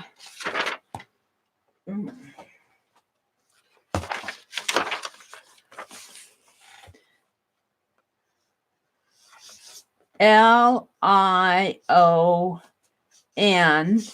and then let's see, the little tuft would have to go something like that. Only a lion's tail. What does a lion's tail look like? It looks like a weed. Where's that lion? Does he have a tuft on his tail? Does that lion have a tuft on his tail? Oh, you can't. Oh, yeah, he does. His tail. Now you got me. See, his tail kind of goes like that, like a leaf, a little tuft, like that. That's how the lion's tail goes. Can I do that?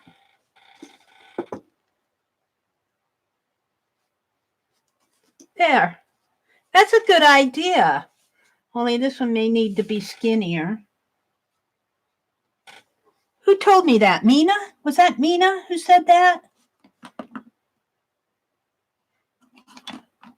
A little bit of scrappy hair on a skinny tail. Well, there's the scrappy hair.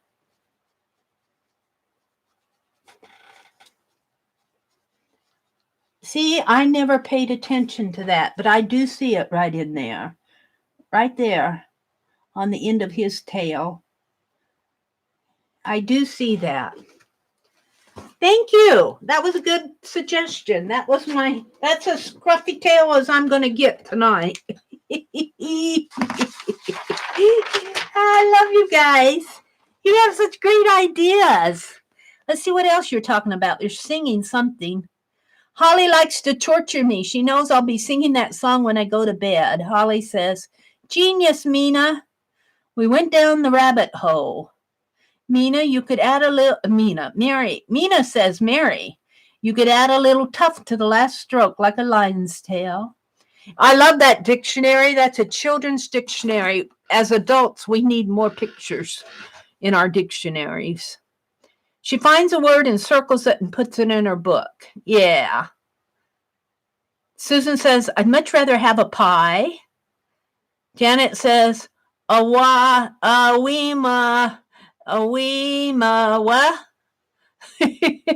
Yeah, Janet. Susan, I've had apple pie. It must be a sugar rush. Azure says, drink me. It's Alice's tea party. Cheryl says, wee. If you read back to Chicken Chong comment, it looks like a lot's going on there. Oh, at the Chicken Chong? Okay, Susan. We're all going down the rabbit hole. I love possums. Oh, no.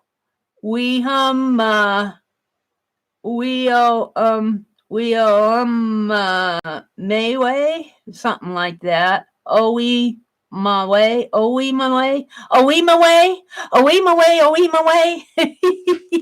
remember that now. Only I can't sing it. I hear it in my head.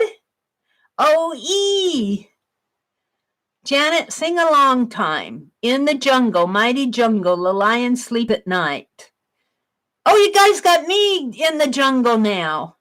Cheryl says she's lost. I love possums. They're so misunderstood, Susan says. We're going to have to go read about possums.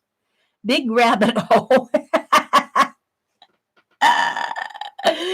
Oh, she did the correct answer and 3 incorrect ones. Yes. Hi, Deb Crafty. We're just visiting tonight. We're not doing much art, are we? We'll have to get to doing some doodles. Aunt Beck says, okay. Deb Crafty Meri, we'll read back later. Giovanna says, Deb Crafty genius. Deb Crafty genius. What did she say? Melting wax for seals. Oh, cool. Meri, read Giovanna's answer. Giovanna says, Mina, it was Deb Crafty's suggestion. What's this very strange question I've come upon? My favorite artist, Van Gogh, loves to eat painted paper. Who loves to eat painted paper? Wait a minute. Slowly going from one point to the other, getting chummy with hot glue gun. Janet says, oh, that's why they put his art on Campbell's chicken soup cans. I'm trying to get to who's Giovanna's. Where was that? Anne says, painting by numbers. Read mine, Holly says. Eva, I love it. A very grave fire eater. Meri, Susan says hi to everyone. Hello, Susan. Aunt Beck says fire freak. Is that what I used? Fire freak? I think I used fire freak, didn't I? Yeah, I used Aunt Beck's. You guys are giving me too many wrong answers. I can't decide which one's the best. What's the best wrong answer? They're all really good. They're fun to read this. Well, Giovanna, I missed what I was supposed to read from you. I can't find you. They said you read Giovanna's answer, and I missed it altogether. Holly says, read mine, painting by numbers. I got to see it using shades of red, Beth Schuler said. That's good, too. Giovanna, Deb Crafty, charcoal painting. Charcoal painting, Deb Crafty 1, charcoal painting. Charcoal painting. For pyrograph, that is good. Is that what you were telling me, that's a good wrong answer, is charcoal painting? We're going to put another one in here. So for hot sauce, I'm crossing that off and putting hot glue gun crafts. For using fire, I'm crossing that off and putting fire freak. I'm going to put painting in charcoal. Is that the answer?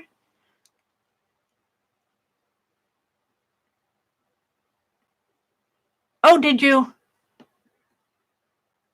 retract it? You're too far back now. Giovanna, yes. I see a retracted message. Meri got it. Painting in charcoal? Was that it? Painting in charcoal? Painting with charcoal? Painting with charcoal. We can't have too many wrong answers. Great suggestions. And I can't wait to see what you guys come up with next week, because you're on fire this week. You're on fire this week with all of these. I love these Andy Warhols, but I'm saving them for next week. These are the only 3 that I'm going to officially use this week. And next week, if you guys have some good ones, I'm not going to do The Lion Sleeps Tonight, Cheryl says. You guys are going to have me writing all that stuff down underneath of the word lion. All right, let's go on to, how about doing some doodles? That'll bore you. That'll settle you down. Azure gave me a Warhol lessons thing here. Link, I'll go check it afterwards. Azure, let's see. Let's do some doodles. I'll try to make them short and sweet, but I won't guarantee. I won't guarantee it. And I cleaned out my pen, so I'm going to get these out. We should have some juicy ones, hopefully. And I even found the page that I'm going to doodle on, so we won't have to go hunting for that. But what I'll need to do is go get the links and put them out. That shouldn't be hard. They should be right here. Thank you guys for that art trivia stuff. That was fun. I enjoyed that. It's kind of like a little walk down art history that we need to do more often. Let's see. We want to do Doodle Game 14. And let's just copy this. And I got these 2 weeks from now, so I will have to review them myself. But let's go put them out on my community page. And I'll try to make this faster too, because I think those of you who don't doodle sometimes get a little tired of it. So, I mean, because you're not doing anything. The first link in this is to the search. The second link is to some gunmakers pattern book. And it is, it's a complicated one. But we're going to just check. We're going to pull one out. We're going to pull this one. And let me take a picture here real quick. You can get all sorts of doodles off of this. Now, I'm getting these from the Metropolitan Museum of Art. This is the one we're going to do. And this is public domain art. So I have no qualms in using it. But if you look at that link and look at that picture, there are several that you could pull off of that one picture there. And I'm going to go clear to the back of my book. Yeah, pull out the canvas.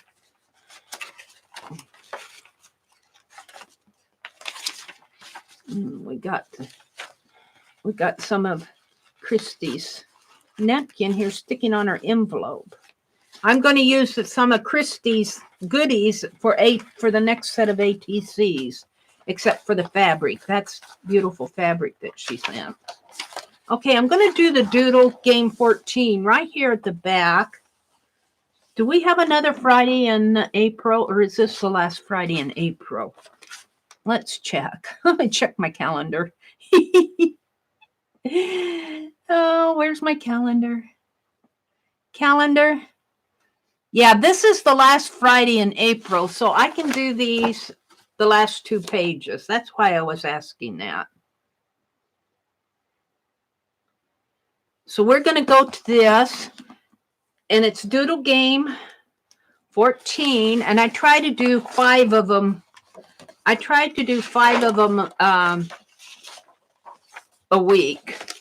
I'm going to try to do these a little faster than I normally do, but who knows? I may slow down. Doodle Game.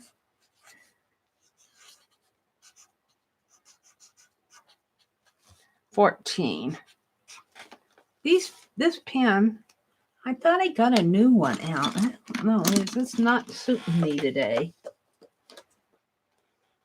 I want the juice. I want the juice. Today is 4/26/19. This one's kind of dry too, but we'll use it. Okay, so I think I'm going to start here. Can you guys see this as well as you can see it? Maybe I'll zoom in a little. I forget to zoom in when I'm doing this. Let's zoom in, plus. Now I have to move the book the other way. This way. And put my camera there. Put my camera over here. It's weird. All right, flip it. Come on, flip. It reminds me of a face because this looks like a big old nose here. It looks like a knight face, you know, a KNIGHT, or an owl face. This looks like his eyes and his forehead.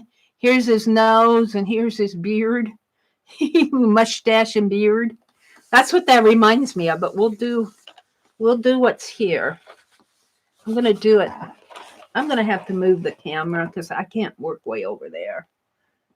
I have to move my camera.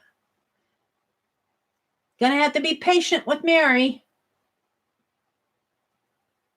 Let's get it in view here. There. That's better. Can I put my there. Over a little. There.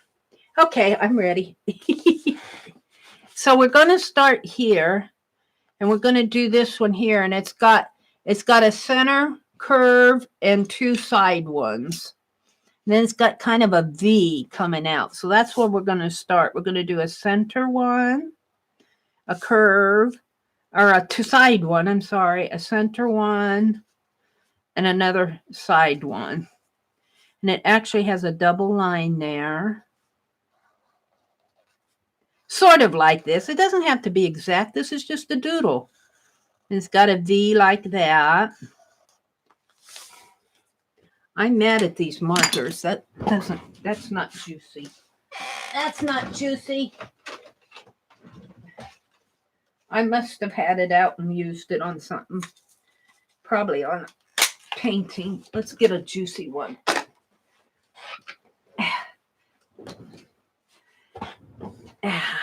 Mad at myself. It's not the marker's fault. All right. So then we've done this. And actually it has some of these little lines going up in here too. Like that if you want to get real detailed. It's got some little lines going this way. And then it's got the nose kind of coming down here. Following this line, going like this. I'm going to call it the nose because that's what it reminds me of, is a nose.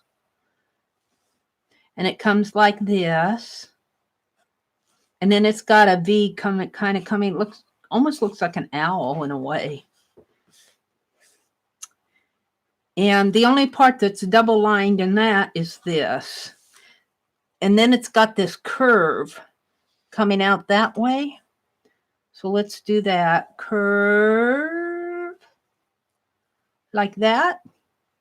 And I cannot see chat while I'm doing this. So if you're saying something to me, I'm not seeing it.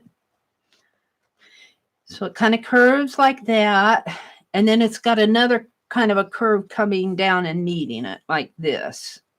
And it kind of rests right on top of it like that.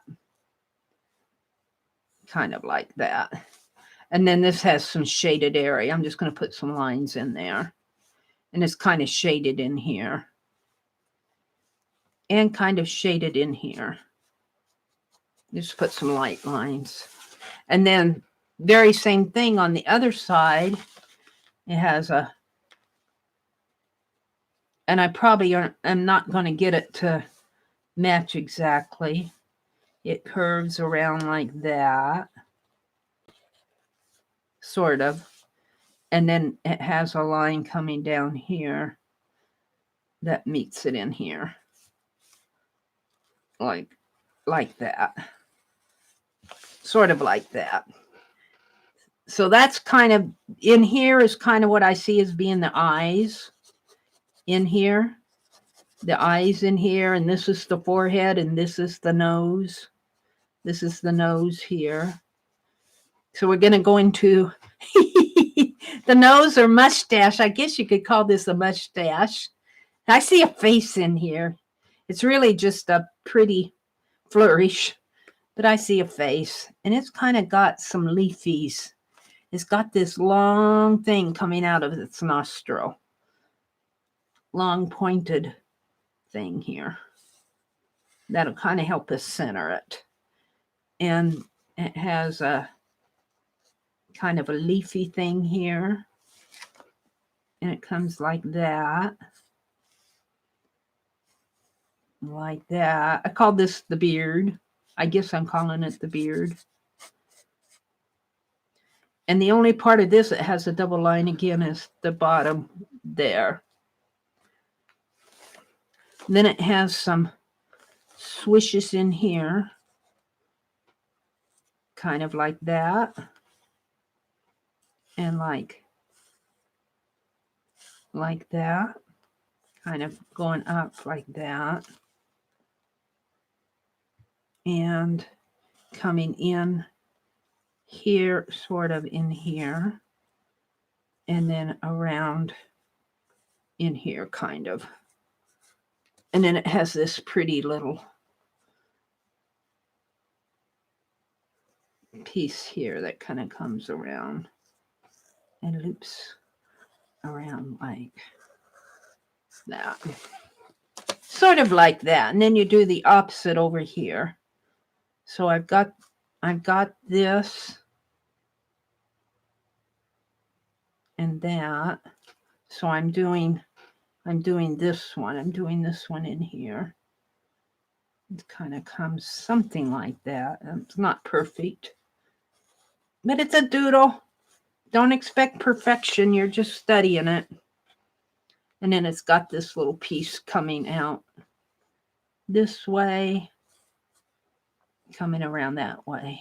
Except for Aunt Beck. She's got perfection down. There. Now this has some dark areas in here, but I find that when I go in and color these, that's when they start to shine. Let's do the orange kind of in here, because it kind of reminds me of gold. This is more orange, but maybe I'll put some yellow highlights on it.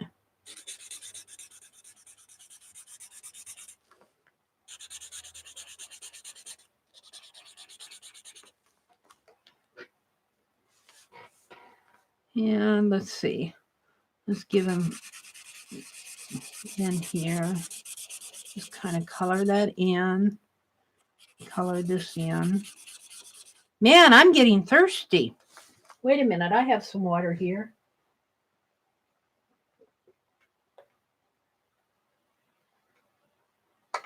Ah, that settled it. Let's color this in. I think I downed a half a glass of water. Kind of color that in. And of course, if you're color inside of the lines, you know, I'm not really doing that too good out here because I'm in a hurry. And I'm going to color this in. Now I'm going to go in with yellow, my yellow, and just kind of highlight it.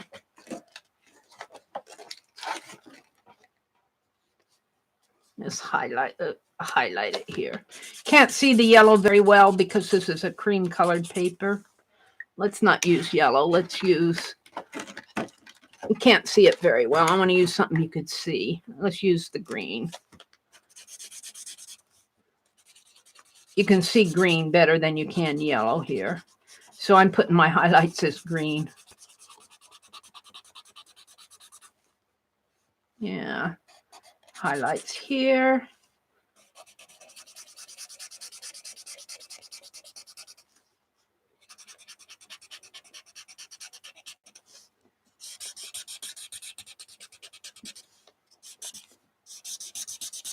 I have to say, I think these markers could be juicier. Maybe it's just me, or maybe it's this paper. It just doesn't seem juicy enough for me tonight. None of them do. All right, so I'm going to call that Doodle 1. And we're going to call it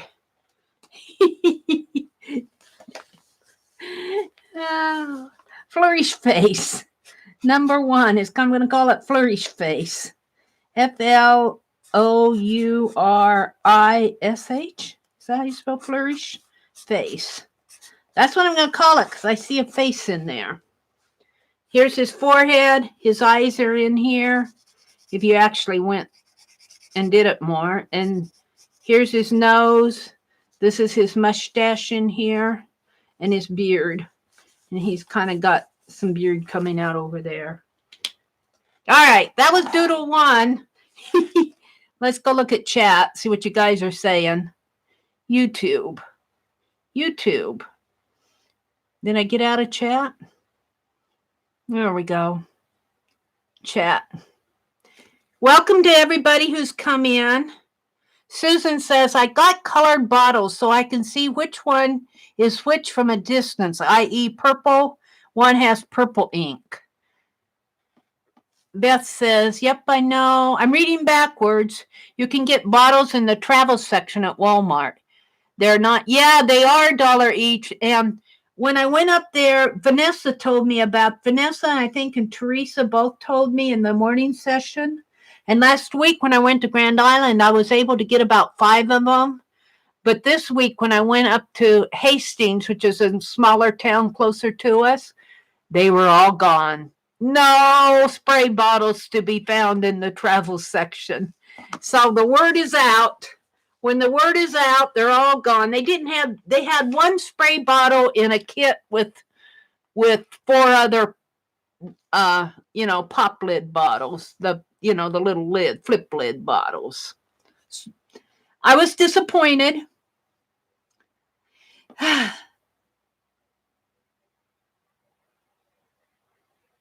Yeah, I think these are kind of dry.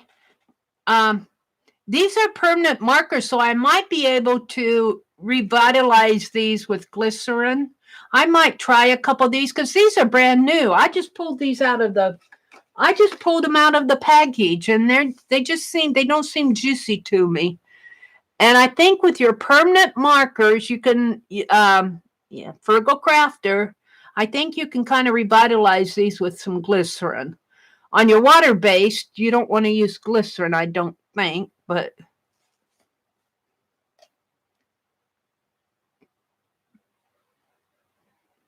thank you, Susan. Susan says, in taking all the brands of markers apart, I've discovered this. The cheaper the marker, the tinier the tube inside. Sharpie markers are almost full of ink. Well, that's interesting. But Susan, I want to know, it's a little bit harder to get the Sharpie markers open. That's my experience, right? Do you take a knife to it? I like these Pen Plus Gear. Well, first of all, I like them because they're cheap. I can afford them. But I like them too because I can pull these apart with pliers. Those Sharpie markers you have to almost take a knife to, or I'm doing it wrong. The large Sharpie for poster marking is full. Wow, that's cool, Cheryl. Susan, I saw Gerald. That's really good information. Thanks for sharing that. My finger likes to use the V in all of its spellings. Like a face in a tree. Oh, I like that too. Flourish face in a tree. In a tree. I like that. It does look like a face in a tree. Love it. Let's see. My poor little brain, Janet says. Janet, if you have to leave, you feel free to leave. Green Man, Aunt Beck says, Green Man. You guys got me writing down all the names here. Green man. Just because you're making me giggle. Uh-oh. Us Arizona gals can be very naughty. Mina, what did you say? Janet's laughing. Susan says, hey, Beth, I got your envelope. Thank you so much. I will post a picture. Well, there you go. Second verse is same as the first, Holly says. But I can hear Janet yelling, Giovanna says. Janet says, no. What are you guys talking about? Holly, Janet says. It was fun making a list. Yep, yelling at the major appliances again. Giovanna has hearts. Holly has, what are those? A little moonlight music and something going on there. Giovanna says, wow, it sure is hard to yell through the screen. Uh-oh. Jill, teamwork. The lion sleeps tonight. Are you guys still singing that lion song? What is the word pyro? Yeah, that means fire. Meri, got it. All right, I'm back with you. All right, that's the lion. You use pliers, a hammer, and whatever. All you want is the center. So you just completely attack them with whatever opens them up. I got some Sharpies. I'm going to do that. I have another question for you, Susan. Do you ever do the metallic? Do you find that the metallic, like the gold and the silver, do you find that they spray okay? Have you tried that? Because they have to have something in there to make them sparkle like a very fine mica or something. That face is the lion. Hi, Patricia Stubbs. Welcome, lady. Welcome. Hi, Sharon Lombard. Welcome. I opened your mail this morning.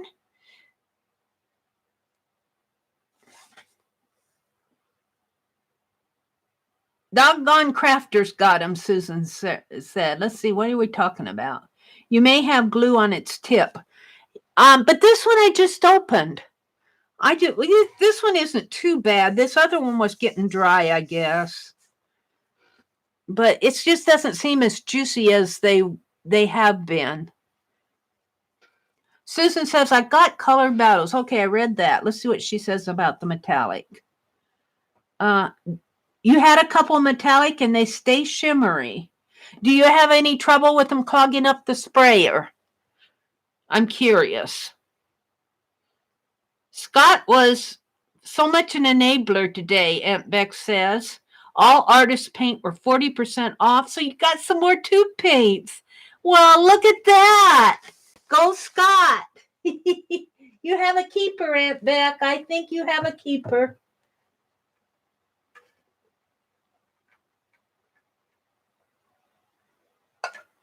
I downed another fourth of that water.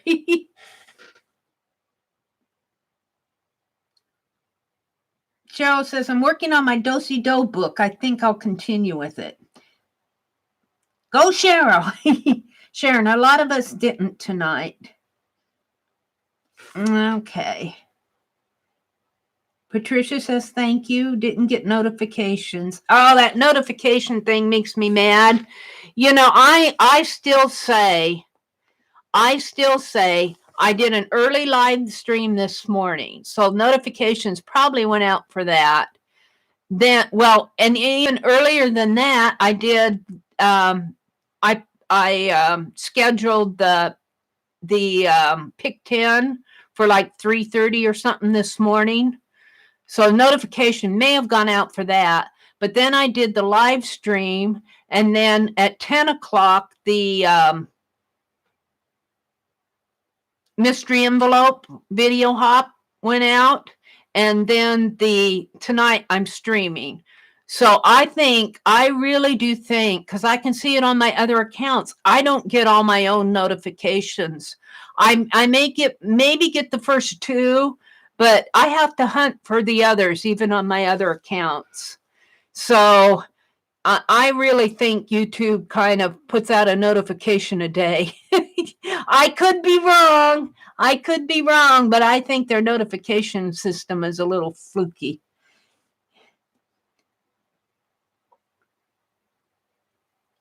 No clogging, Susan says. That's the answer I was looking for. And you put the LA color shadows in them. Okay, the eyeshadow in them. You don't shake, you just swirl. Okay, you swirl it around instead of going like that. All right. Okay. Good advice, Susan. I'm going to try a couple of those metallic then, because I've got a couple that can be used. I've got a kind of one of those silvery blue ones. I know it's not blue. I guess this is a silver one. They got a blue silver and a gold and a silver and a sort of a greenish one, I think. I do ring the bell. But I really think when you put out multiple videos a day that YouTube stumbles over getting all the notifications out. And I think that may be just my own observation on my other accounts. I'm just talking in the air. You can take it with a grain of salt. Doodle Game 14 would make a good vintage lace garter hook. Detail for some fancy lady's hose. Just add a strap above and a hook below. Let's move on. Before Azure has us drawing garter hose here. Garter. There's a lot of things on that, though, you could do. I mean, that picture is full of fun doodles. But I'm not going to do them all. Let's go to the next one. Which should be... I have to get back there. Here. I can't read it because it's in a foreign language. Oh, this is going to be an easy one. I think this is a woodcut. Yeah, it's a woodcut. Pages are inlaid. Modern vellum binding. But this is what it looks like. And I'm, of course, not going to do all of them. What I want to do, though, is I'm going to take this very simple top one.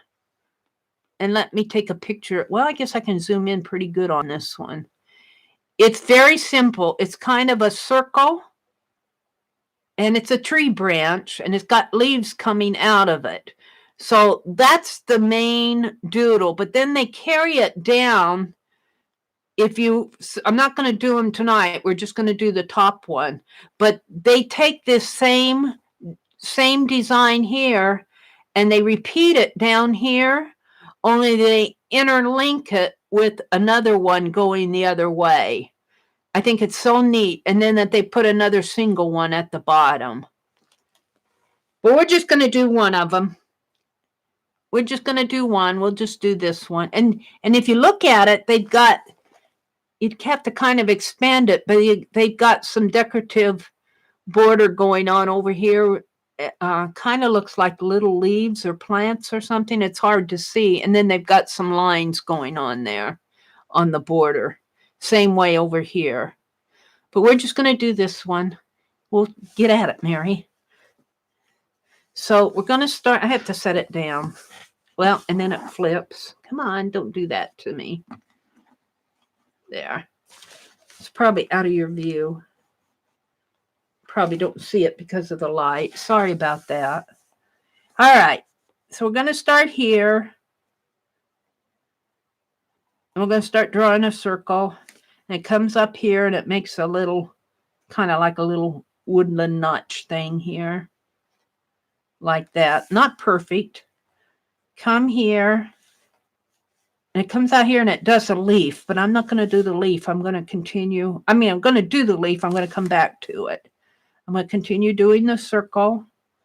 And it comes to another leaf in here. And of course, you have to do a circle. Oh dear. Then it comes this way. Mine may not be a beautiful circle. I'm just kind of eyeballing this. And it has another leaf coming in this way. And the circle continues. Oh, it's not doing too bad. Circle continues. A leaf comes up this way. The circle continues. The leaf comes up this way. We're at this leaf right here. And then you come in. And okay, so now I'm going to go back and actually this little notch over here actually gets covered up. One of these little notches on this side gets covered up. So you can use your imagination. And come up here and draw a leaf, a pretty leaf that's going to go into my lettering. That's maybe a little big. Make it a little smaller. That's 2 leaves. And then it comes clear around until it gets over to here. So we're just going to draw a line as best as we can there. And then it kind of leafs out this way and does another leaf like that, sort of. Doesn't have to be perfect. I'm doing the outside. And then it comes clear around till it gets down into here. So this outside line is pretty easy. We're just doing a round line like that. So now we're down into here. And this is where it kind of comes down and does its own little journey in here. Kind of like a little loopy thing and another little loopy thing. Comes up, comes clear around. Let's do the inner leaves now. Let's do an inner leaf here.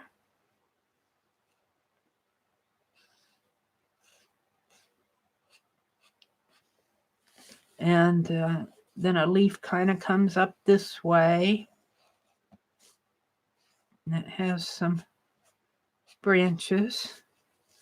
And this leaf kind of meets it, only I'm kind of off in it there, but we'll do that there. Can you guys see all right? I'm going to move it down a little. And so now I'm ready to do this one up here. And it actually comes and touches this leaf here. Like that. I've actually got it kind of out of proportion, but it's still okay. It's just a doodle. It's just a doodle. And now I'm going to do this one. Like that. I'm drawing the inner spines in there. Now this one comes up and kind of curves. And then the leaf kind of comes up this way. Like that. And then back again this way and kind of curves. And then it has a leaf that kind of comes up this way. Fills out that spot in there. Sort of. And then this comes clear around like this. And this comes down like this. And it kind of has an ending right there. And then the little leaf kind of comes up and fills in the space. Like that.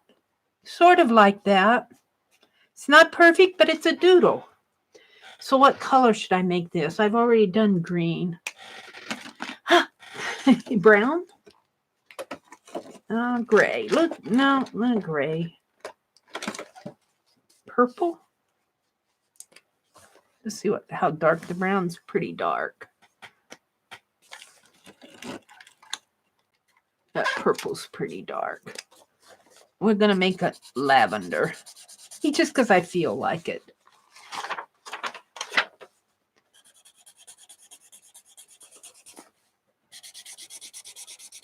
Now this one's pretty juicy so far.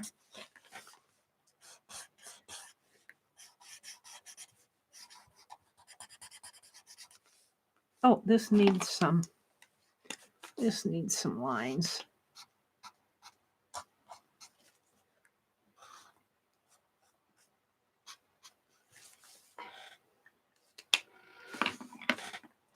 Just because I want a different color. Blue might have looked nice. Maybe I'll make my leaves blue just because I feel like it.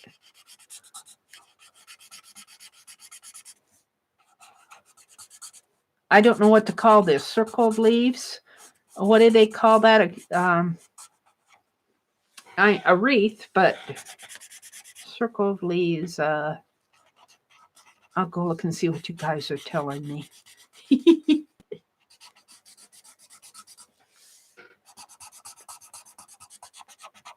There. Doesn't have to be perfect. I'm just playing. It also helps if you put your caps on tight. Let's do the closest thing that I have in here to a light blue is this one. Let's see how dark this is. That's okay. It's still pretty dark, but we're going to color it anyway.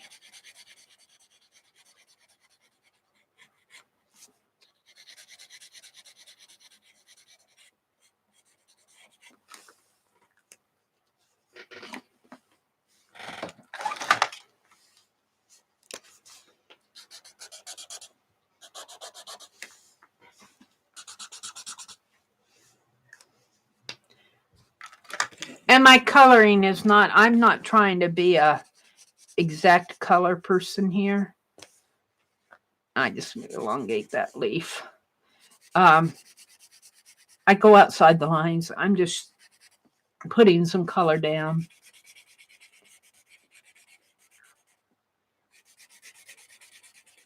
This one's pretty juicy. Now you got me wanting to buy Sharpies, Susan. I think I might have some old Sharpies in the closet there that I probably need to go through. I'm too stingy to use them. That goes in here. These cheaper ones, I'm not stingy with them because I know that they didn't cost a lot. Okay, this is number 2. And I don't know what to call it. Let's see what you guys are telling me to call it.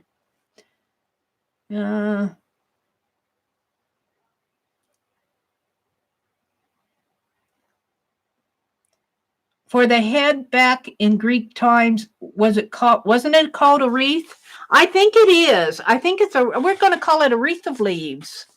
We're just going to call it a wreath of leaves. I think you're right, Susan. A wreath of leaves. But what's really pretty about this design, like I showed you on that picture, let's go look at the picture. Here, you have this design, and then if you go down, it interlocks with one down in here. So you have this design, like here's this where it ends. Actually, they've turned it so that this end is really pointing up over on the upper right hand side there, and it interlocks with this one is actually the bottom one. This, because see, here's the end here, and here's the end there. So this one is actually the bottom one, and then they've turned this one kind of upside down and interlocked it in, and I think that would be pretty. And then the bottom one here matches this one up here. But I'm not going to draw all of those because it'd take too much time. Let's go do the other one. Let's go to my notes here. Did I put these out on my... Yeah, I think I'm out there, aren't I?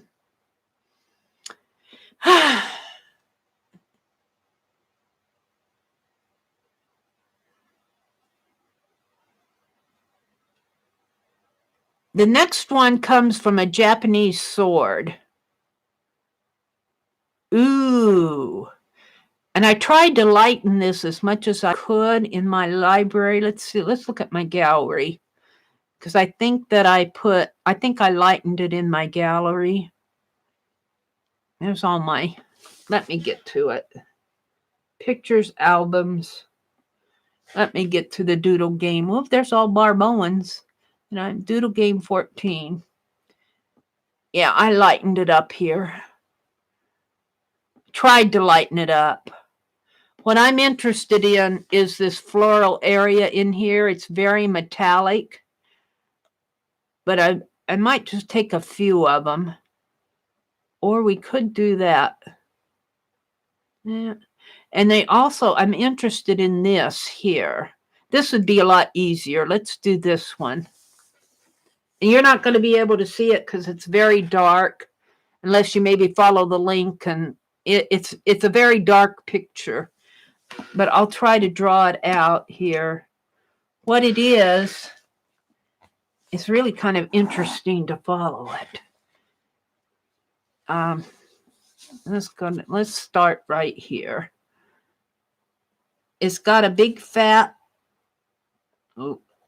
like an X, a leg of an X, and it's in gray and silver, and it comes up this way, and it goes over a line here. And this line comes under, and this line goes under it. So this goes over. It's kind of a woven, I want to call it a metallic weaving, sort of a weaving type thing. And then this meets right in here. There's a piece coming this way, and the leg of this X goes over it like that. And then it just kind of comes in, it extends there. And this extends down and has a piece that goes over it that way. And then this kind of falls into, can't see where it goes. And then over here, I'm right up in here now, because that went up over. So this piece kind of comes under in here like that. And there's a big fat piece. And this piece goes under. And this piece goes over. It's kind of like it's woven in and out of X's. But it's really interesting because it's kind of looks like metallic. I could see this being done in this silver color. So let's see what I'm doing here. Let's see. This piece went under, so this piece goes over. That's under there. This piece goes over it. And it kind of meets in there. Right in there. And this piece goes under. So it seems like these pieces are going over here as I study it. And these pieces are going under. These pieces are going under, so this piece goes under.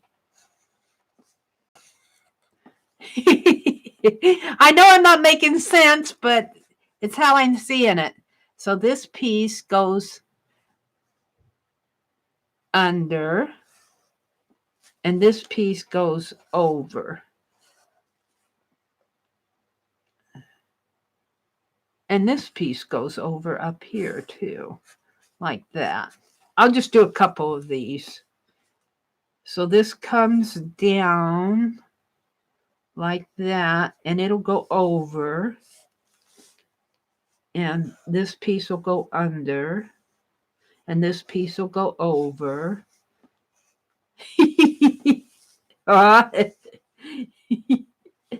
This goes under. This comes over. And this comes under. I'll just finish this one out. This piece will go. This comes under. And this one will go. I've lost it in there. This kind of comes over here. And that goes under there. That's enough of the over and unders. And then it's got some little horizontal lines in here.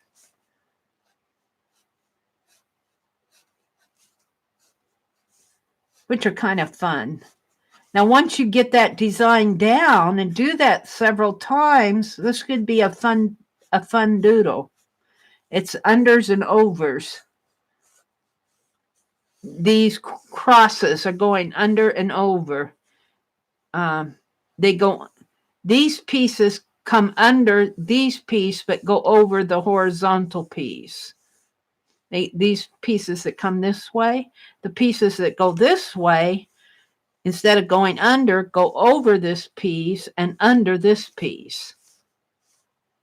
If that makes any sense. I know what I'm saying.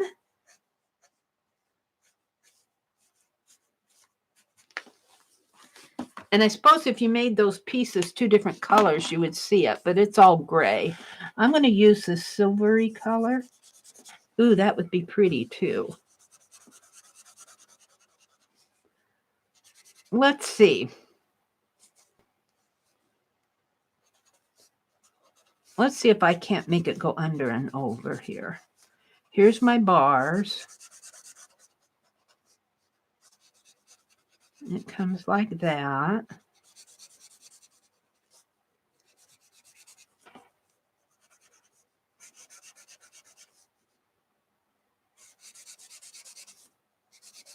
Like that. Now, if I use a different color, and I don't really have a different metallic out, so let's use, oops, something fell. I think some washi tape fell. I'm going to have to go clean out underneath of the cliff. I'm going to use the orange for this piece here. So it actually goes under. The piece that comes this way actually goes under the piece that goes that way. Right in there, it goes under it, but it goes over the crossbar. So it comes over. Here's wrong. It goes under here. Right, like that. Like that. Like that. So over the crossbar and under the other piece. And then the other piece, what color should I make it? Blue? I'll make it this color. The other piece does the opposite. It comes over this piece, which makes sense because this one's going under. So this one goes over this piece here and under the crossbar. I need my orange again here. This is orange.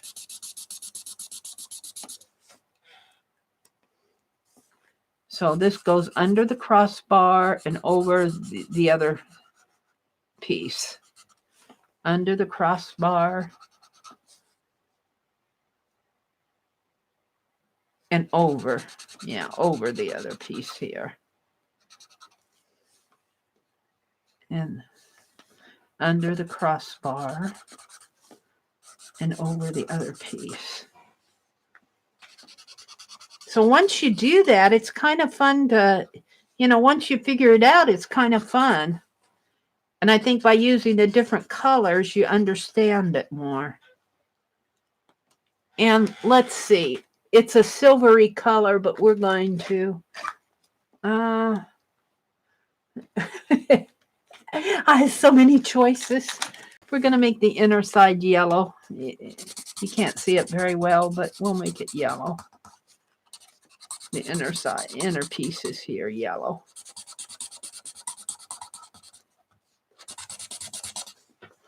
That was kind of fun to do. It's kind of like a crust weaving somehow. I don't know. That's what I see. It's kind of like a threaded. I don't know. What are you guys calling it? It's hard to see in here because it's all gray, but it's really kind of a fun design. It's a fun doodle once you work it out. And we aren't even going to attempt this. There's a lot you could do with this in here. There's a lot you could do. This picture is really dark, but look at those pretty flowers there. Look at those pretty flowers. There's a lot you could do with those. All right, that was number 3. And let's see what you guys are calling it. Are you calling it anything, or are you chatting about something different? Live chat. Scrumptious, silly stalker. You'd like to see my room? Who said that? Here's the thing. I straighten up my room and then I get happy mail. I straighten up my room and then I stream. I will do another. I'm getting there. Today, when I went shopping the other day, I went to Walmart and bought a big tub, not a huge tub, probably about a foot deep and 2 feet wide, to put all the totally junk mail stuff in. I had it over here on the other side of my desk, off to my left, and it was just, it's just a mess. So I cleaned all that up tonight and put it in that tub. So I have all my, and Beth Schuler, I think, did this long ago. I wanted to do it, and I want to do it for kit up my projects, because I find that when I stream, I know what I want to do and I get my stuff out and then I can't find it, and that frustrates me. Like, where's my dictionary? I had to go get out the other one. So I'd like to kind of put all my streaming stuff in an area, like my journal, my dictionary. I use scrape off paint if I'm working on cards. I'd like to maybe get another tub and just call that my streaming tub. And then off to my right, over on this side over here, you can't see it very well, I have a cart, a kitchen cart, an old kitchen cart, and it has the laptop on the top shelf, which has the camera, which kind of comes up over this way, and there's a closet rod in front of my desk, and I keep kicking that rod and it shakes my camera, but it's got a cord going from my camera down to my laptop. I can describe it to you. I guess I could draw you a picture. And then there's a lamp up over that way, and a lamp that I got a garage sale, and shelves that has my brother, he was so nice. He said, I could take all my Coke can art down. And I said, no, you're going to leave that up. I like watching it. I mean, I like looking at it. I don't want to kick him totally out of this room. So I think he appreciated me saying that. But I have a lot of stuff. I guess you guys identify with that, don't you? All right, let's go to two more doodles. But I will try to get it straightened up enough that I can do another just quick studio tour, because it's not as messy as that one that I showed you a few weeks ago. That mess has been all cleaned up. I've got my brother built some shelves for me. Behind me, I've got 2 steel shelves and 2 plastic ones and a wooden one. And then I've got the computer desk over on the side here, and then off to the side of the desk where I'm sitting, I've got another little, I call them plastic. They're those kind you get at white ones you get at Walmart. They hold things if you don't put too much weight on them.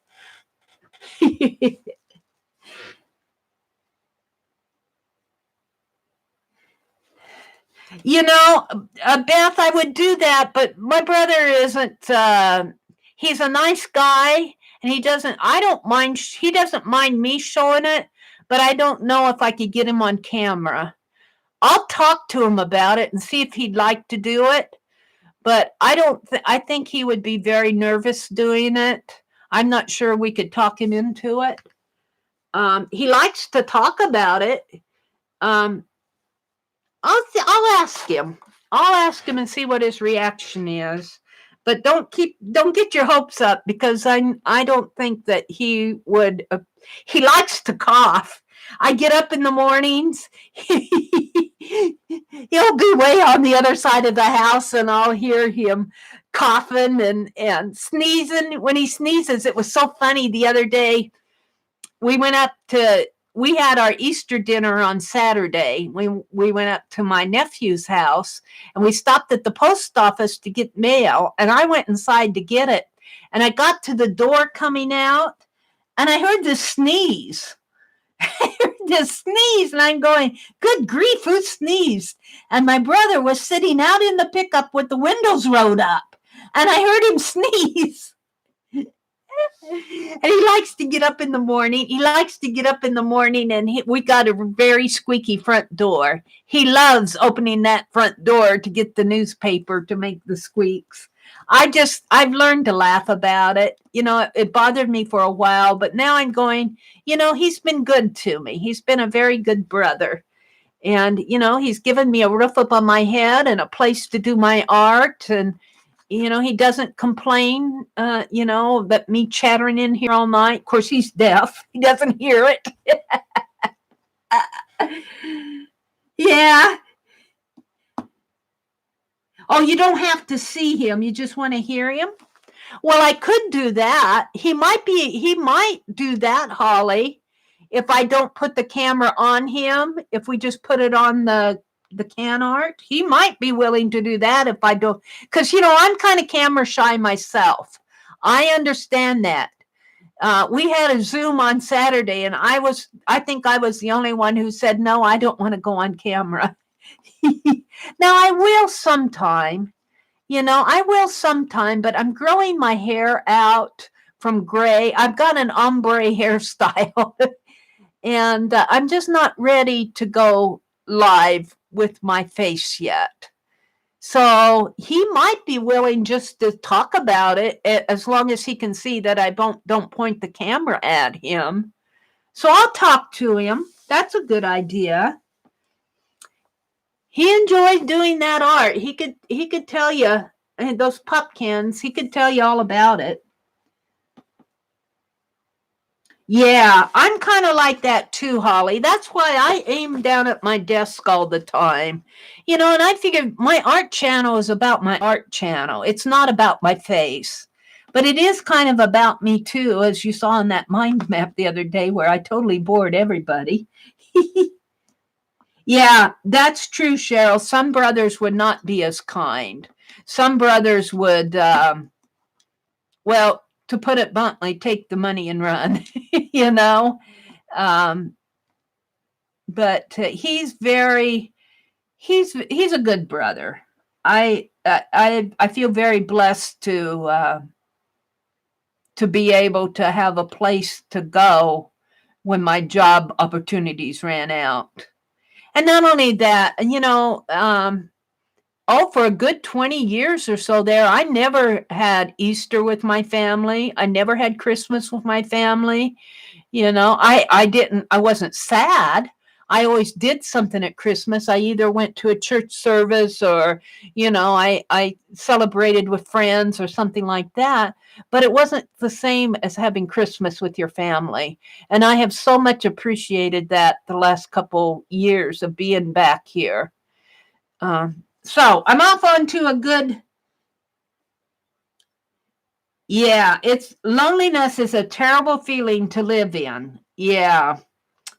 Yeah, Susan, that is so true. And that goes for maybe both of us, both him and me. But let me tell you guys what's been happening today, which I'm very glad I'm here. My brother's hard of hearing, and he's got this caption phone.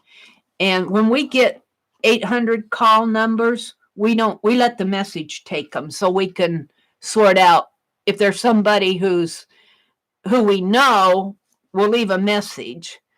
And but these telemarketers and these scam artists and all of that. But today he got a phone call from somebody who said that they were Amazon and that the charge against his card did not go through, to please call them. And that puts all kind of suspicions up in my mind. I know my brother doesn't go online, and I don't order from Amazon. And, I'm going, somebody's trying to get him to call them.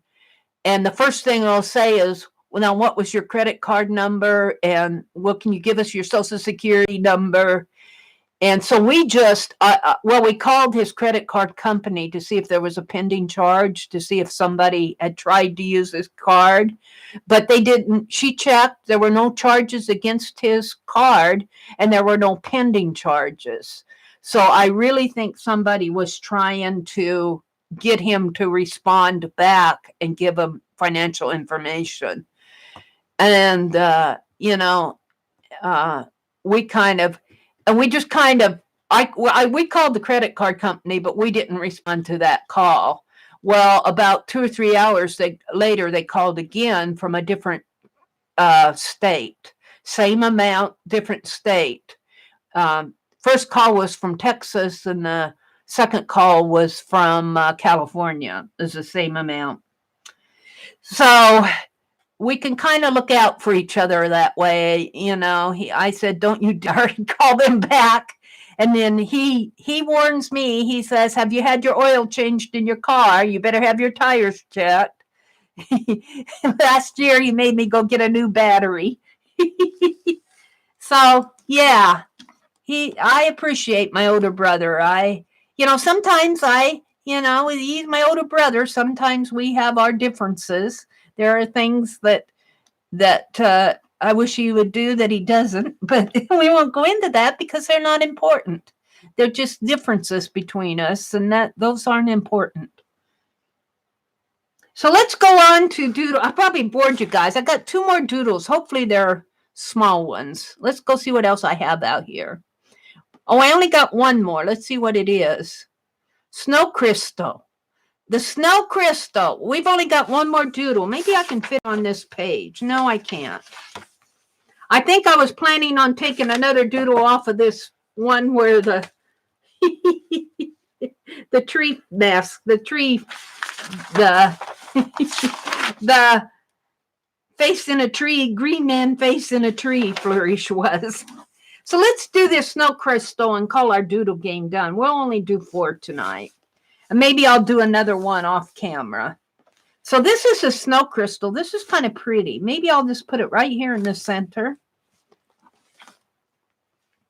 I wish I had a bigger screen to show this to you, but there's a link on my community page if you want to follow it. Now it's kind of pretty. It's kind of pretty because if you go way in here, if you go way into the center, there's a little dot. I'm going to put that little dot.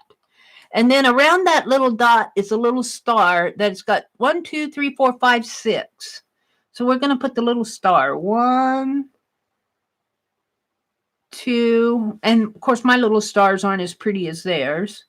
3, 4, 5, and 6, sort of like that. And then this is all in black around here. And of course, my snow crystal is going to take up this whole page. You know that. And it's not going to be perfect. Let's color it in. Now my pen is juicy. I think the paper here kind of makes a difference. I'm drawing on this Bristol board, and I'm kind of liking how the ink is coming down on this Bristol board. So it has a lot to do with the paper you're on, too. I'm liking how the ink is going down on this. Okay, sort of like that in the center. Then it's got a kind of a white area that kind of dances around this. 1, 2, 3, sort of like this. 4, kind of like this. I may be missing it a little in here, but it's kind of like a crystal-y area like this. Could be a little bit wider over here like it is there. And then it's got some dark kind of shady lines coming here and here and here, here, here, and there's probably one here that I'm not seeing. So then, and this is the very center of it. So then it has, let's see, 1, 2, 3, 4, 5, 6. So 1, 2, 3, 4. I'm missing it here. 1, 2, 3, 4, 5. We're going to make this one 6 here because I've got 7 and I don't want 7. 1, 2, 3, 4.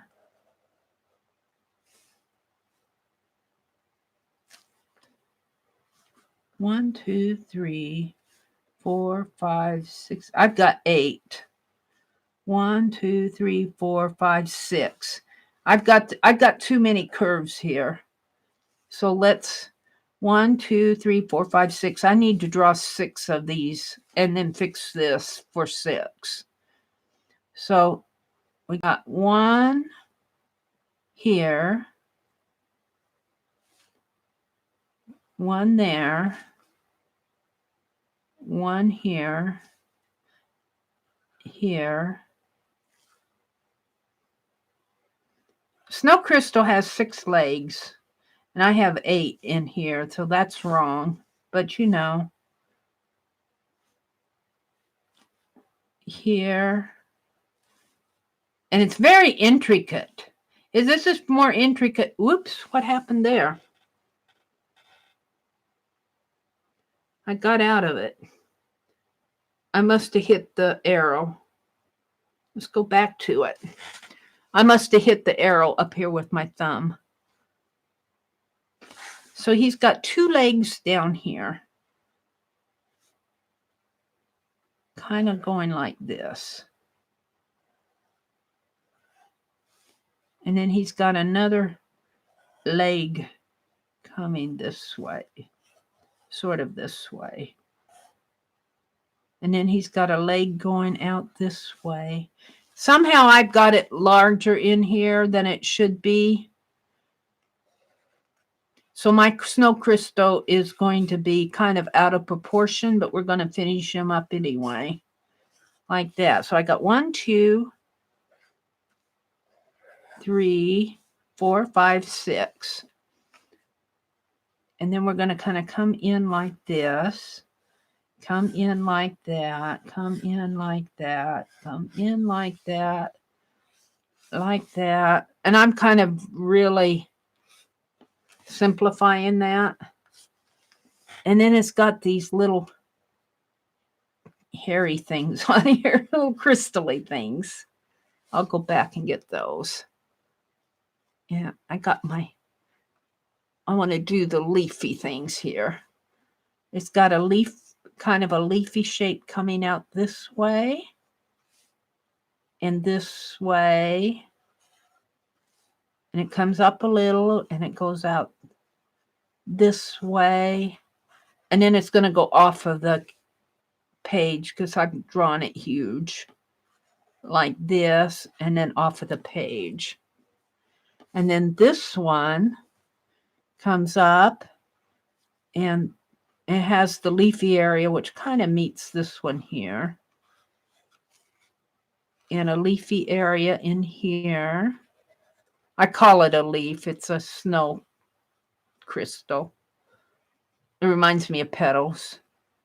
Like that. And kind of out this way. And in. And just kind of drawing it. Just kind of doodling it. And that just continues. That same shape just continues. And then it has the little, it goes like that. Along here. Like that. And these kind of come out and meet this way. This way. It's kind of interesting to draw them this way and then draw them that way. Yet you have to switch your thinking. And then the petal kind of comes out sort of like that. And then sort of like this. And kind of a shape out this way. But once you got this, what you could do is just repeat it all the way around. But I'm just kind of fast sketching it here. Here. I'm doing this one up here.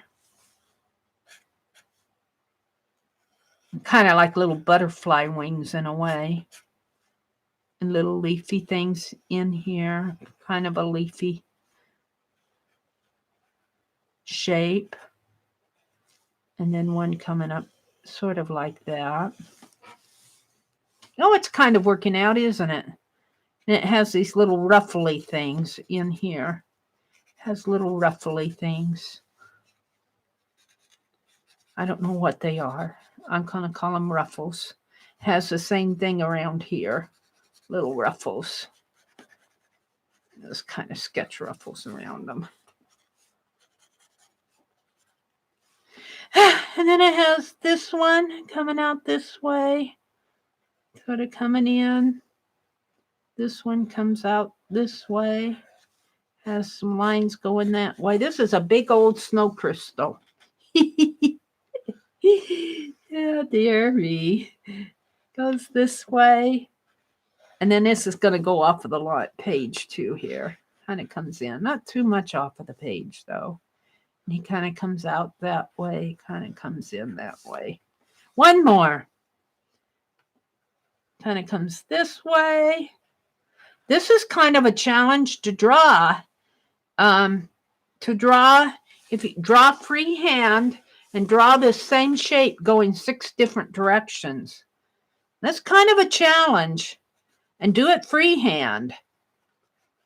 We should assign that. Of course, Dee Dee would get it right off the bat. And I kind of talk my way through it. I'm not too unhappy with this. It's not perfect, but it's not so bad either. And then you get all these little leafy things in here. I don't know what to call them. Foil. I don't know if this is a... Let's see what this is. This snow crystal, 1890s to the 1920s. Wilson Alwyn Bentley.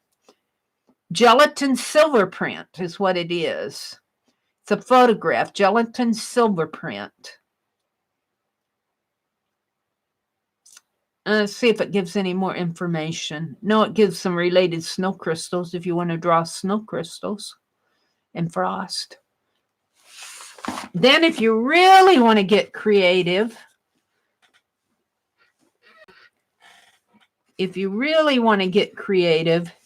you could shade all this in black.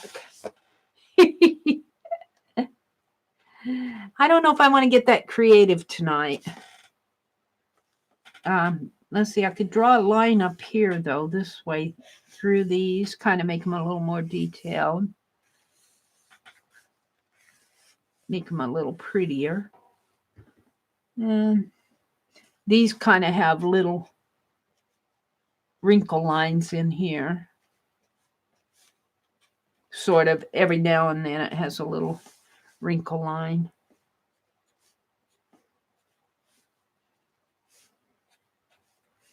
So I think we're going to call this the final one for the doodles because you guys are probably bored stiff out of your mind. I so want to get my paintbrush and paint black in here, but I won't do that. Maybe I'll do it tomorrow morning or Monday morning. I probably will not stream tomorrow morning.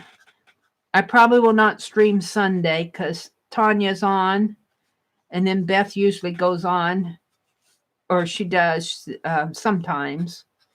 I will probably stream again Monday morning. So we're going to call that number 4, Snow Crystal.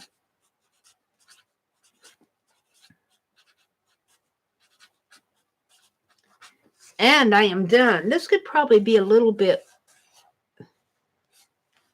I had trouble defining getting this. I got off counting here.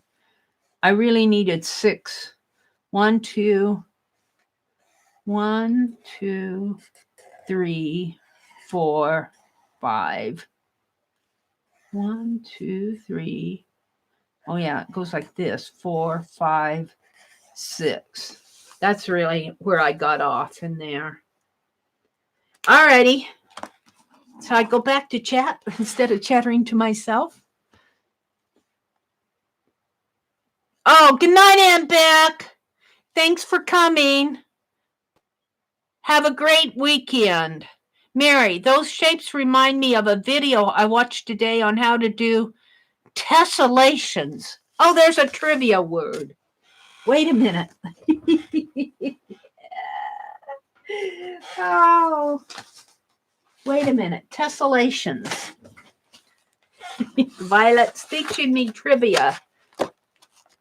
We're just learning all sorts of things on our.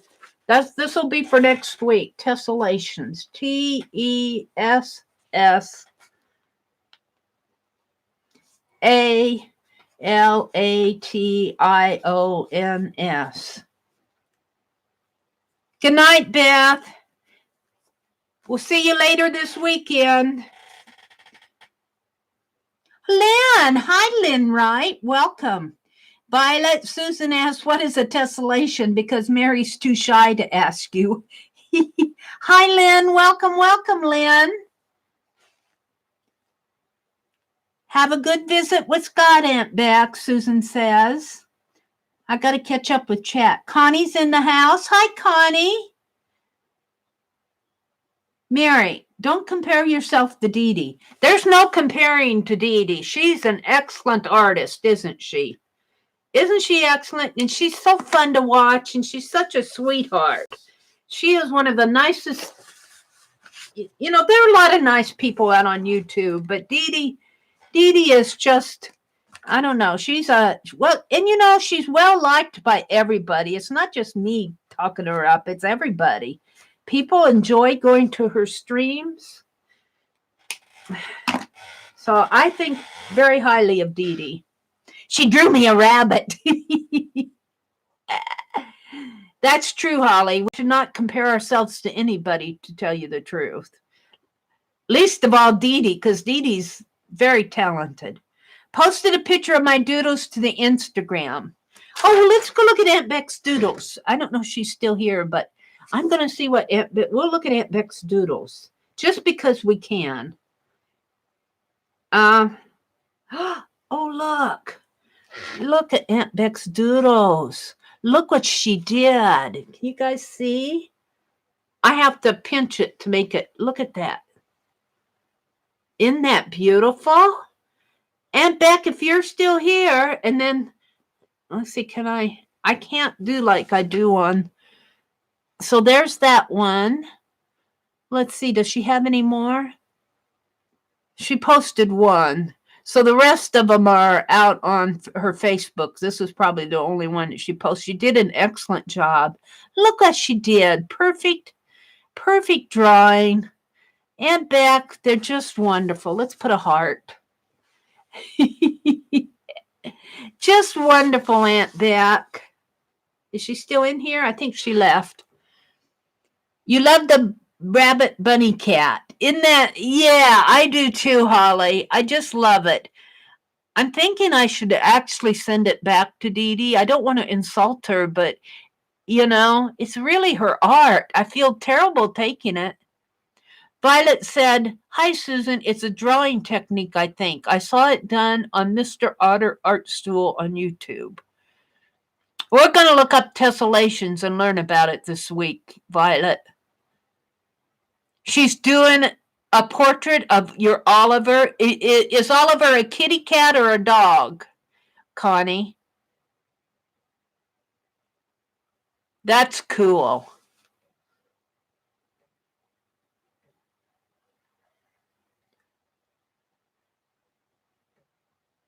Okay, let's see. Did I miss anything back here while I was chatting? I probably missed it all. Oh, Janet had to leave. She's going to go sing herself to sleep. She's going to sing And the Jungle Sleeps Tonight or something. Meri, you could doodle the number and it will show if it's from Amazon. Oh, really, Cheryl? We saved the messages because I told my brother, I said, if they keep calling like this, we're going to report them, you know, because it was from 2 different states. So I imagine it's 2 different numbers, but it was the same amount. And I find that very suspicious because I think Amazon would not, you know, if it didn't go through, well, if it didn't go through, they might call you, but it just sounds so suspicious to me. And I asked the lady, and she said, well, there were no pending charges. I don't think they would call you. I think you just wouldn't get your order if it didn't go through, right? I don't deal with Amazon, so I don't know. But we could call Amazon, but we know he didn't order anything from Amazon, so, and we know that they don't have the right credit card number because they said it didn't go through, so we're not too worried about it. But what I don't like is them calling people who don't have a lot of online experience with spammers and people trying to get your credit card information. That's what I think is going on. I think they're trying to get people to respond back, and then when they call back, first thing they'll say will be, well, what is your credit card number, and what's the little digit on the back, and what's your social security number, and what's your name, and where do you live, and what's your address, and how much money do you have in your account? You know? My brother's pretty smart about that. I think he would not give all that out. But on the other hand, this just puts an alert on it, he's smart about it, but he could very easily have responded. I got off on that. Let's see wait, there was a Meri in there. What's that doing here? Meri. Oh, Aunt Beck said good night. Good night, Becky. Tessellations. Holly says, Violet, what's a tessellation? Hi, Susan. It's a drawing technique. I love the rabbit bunny cat. A bearded dragon, a lizard, a tessellation is?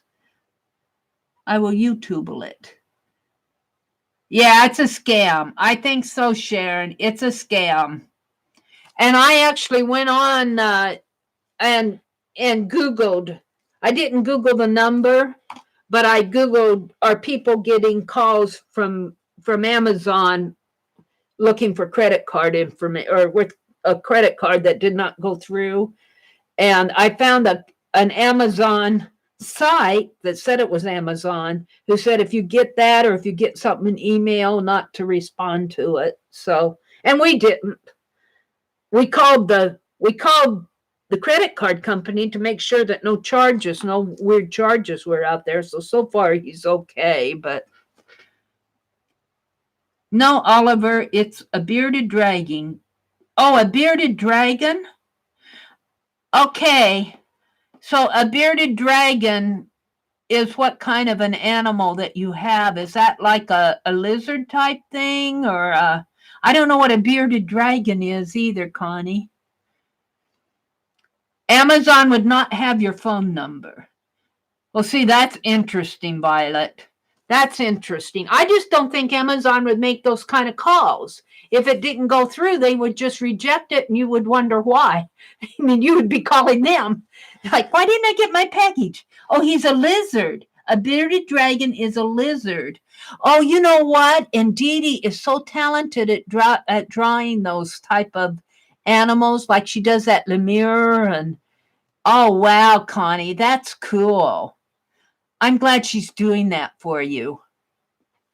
Okay, well, it's getting pretty late. But we did kind of touch on a story of how Shakespeare got his black eye. But that really wasn't the story I was planning on telling tonight. I don't think we'll do a list tonight because we did the trivia game, we did the doodle game. I'm kind of talked out. I think I'll save the list and the story for next week, but we'll review this story that we kind of made up on our own about how Shakespeare got his black eye. And nobody at the store except for Bandit. He ran away from Barb. He found his way back to the store, I guess. Or Barb took him to visit. Let's put it that way. Barb took Bandit for a visit home because she had him for 2 weeks and Bandit was getting homesick. That's how it went. Let me zoom out a little. So, and while Bandit was there, Barb said, well, Bandit, you you stick around here for a little bit, and I have some shopping I need to do. The courthouse is across the street, and Barb had to take care of some car licensing or something over at the courthouse. I don't know exactly what it was. And so Bandit was altogether happy to be in his own little domain. But he heard something weird going on, and it seemed to be where we kept all our art journals, and we have a stack of them because we work on our art, and sometimes we just have so many art journals that we don't have room for them at home. So we just have a little shelf of art journals. And but since Miss Mary's been, her theme this month was Shakespeare, because I was gifted this Shakespeare piece. We have a volume of Shakespeare, and of course, I'm talking about a volume of Shakespeare's complete works, and it happened to be out and sitting on the floor, and Bandit was investigating the shuffling going on, thinking that the lead pencil criminal might have returned. And I guess maybe he knocked over some ink or something, I guess. We're not sure, but that's how Shakespeare got his black eye. I'm just kind of making this up on the... You guys can fill in the blanks for me, and I'll go back and read it. Who gets him next? Sharon Lombard, are you in here? Yeah, it's Sharon. Sharon's volunteering. And then next week it is, I forget who's next week. Is it Teresa? I don't know if Teresa's in here tonight. I'll have to check. We had 3 of them volunteering. Sharon was the next one. Okay, Sharon, take good care of him. Watch him jumping around on the bookshelves, and keep all your ink bottles closed or your paint caps on, because he likes to jump up on things. And I think he was investigating that noise. I think he was thinking maybe that lead pencil criminal was coming back in, and it's kind of like being home alone again. And he was, he's checking things out, and he knocked the ink bottle or the paint over, and he gave Shakespeare a black eye. It wasn't Mary's fault at all. Miss Meri was at home doing her own art journaling. That's our made-up story on the spot tonight. You guys kind of made that up. I had a different story in mind, but we'll save it for next week, and I'll try to get to it a little earlier and not spend so much time yabbing. But I enjoyed visiting with you guys. Violet says, Susan and Connie, I work from home, and I know the boat that you are in. Let's see, what boat are you in? Probably from leaving Anne Hathaway, his second best. She popped his eye. Oh, Susan, that's funny. You think Anne gave William this black eye? She might have. But in truth, Bandit knocked over some ink or paint. I don't know what, what I think it is really? I was playing with that alcohol ink, and I was putting alcohol ink, those markers in that alcohol, and I probably had some spilled out on my desk, and I probably opened it this way. I think this may be alcohol ink, marker ink. But in a way, I kind of like Shakespeare with a black eye. I kind of like him that way. He's kind of funky, don't you think? He kind of looks like, I don't know. He looks like he could be... what isn't, now he writes plays, but maybe he was acting in a play, and this is part of his costuming. He's got a lace collar. Why can't he have a black eye? I think he's kind of funky. And look at these rabbit ears he has. He's got rabbit ears. I laugh at these all the time. What did I have up there before? Oh, they were the masks, the theater masks. And I painted them out, and I put rabbits there. And I went from the happy and sad theater mask to rabbit ears. So this is kind of a funky art journal on the front. But I like it, and I love the back. I love the back. And I like what's going on for I like what's going on for May. But I don't know if I'll do any more. I'll probably do some this weekend. I don't know if I'll do any more in my live stream because it kind of takes me a while to figure those things out. I kind of talked my way through it and lost track of everybody in the stream this morning. So we did the doodle game. I did not paint my wood chip. I'll have to do that tomorrow. Where's my wood chip fell over the cliff too. So I can't paint it. I have to clean off everything that fell over the cliff tonight. Bandit sitter, Mary. Yep. Bandit sitter. Wednesday is May 1st? Oh no, can't be. I'm going to be busy this weekend. I may have to skip Tanya's live stream and paint this weekend. I think I did that last weekend. No, I was there last weekend. I got called away to plant hostas though. But I want to finish painting. I'm going to do the wood chip and I got a couple other things. I've got 5 paintings to paint before Wednesday and I got to do this.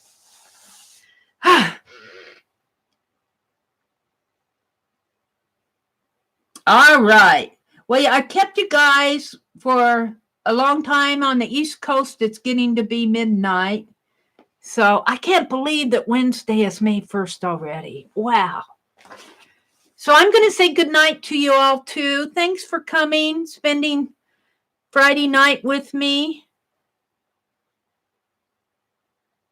I so enjoy my Friday nights. So, yeah, good night, Lynn. Thanks for popping in. Lynn, did Shelly stream tonight? Is she getting back into streaming? Do you know? Did she stream tonight? I didn't see does anybody remember Mayday? Yes, I do, Susan. Mayday baskets. We did those all the time.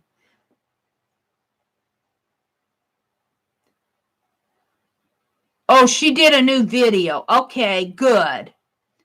Okay, thanks, Lynn. There's 30 days in April, 31 in May, 30 days in April. Oh, I'm sorry to hear that. She's a sweetheart. I like her a lot. Oh, hi, Cindy. You came in just as I'm getting ready to sign off. But hi and goodbye. And I stream on Tuesday and Thursday mornings from 4:30 to about 7:30 Central Time. And I stream on Friday nights from 7:30 to about 11:30, depending on what I'm doing Central Time. And then I do impromptus, but they're usually in the morning. Okay, everybody. Thanks for coming. If you have some time, some art, take some time for yourself. Don't give Shakespeare a bad eye. And Sharon, take good care of Bandit.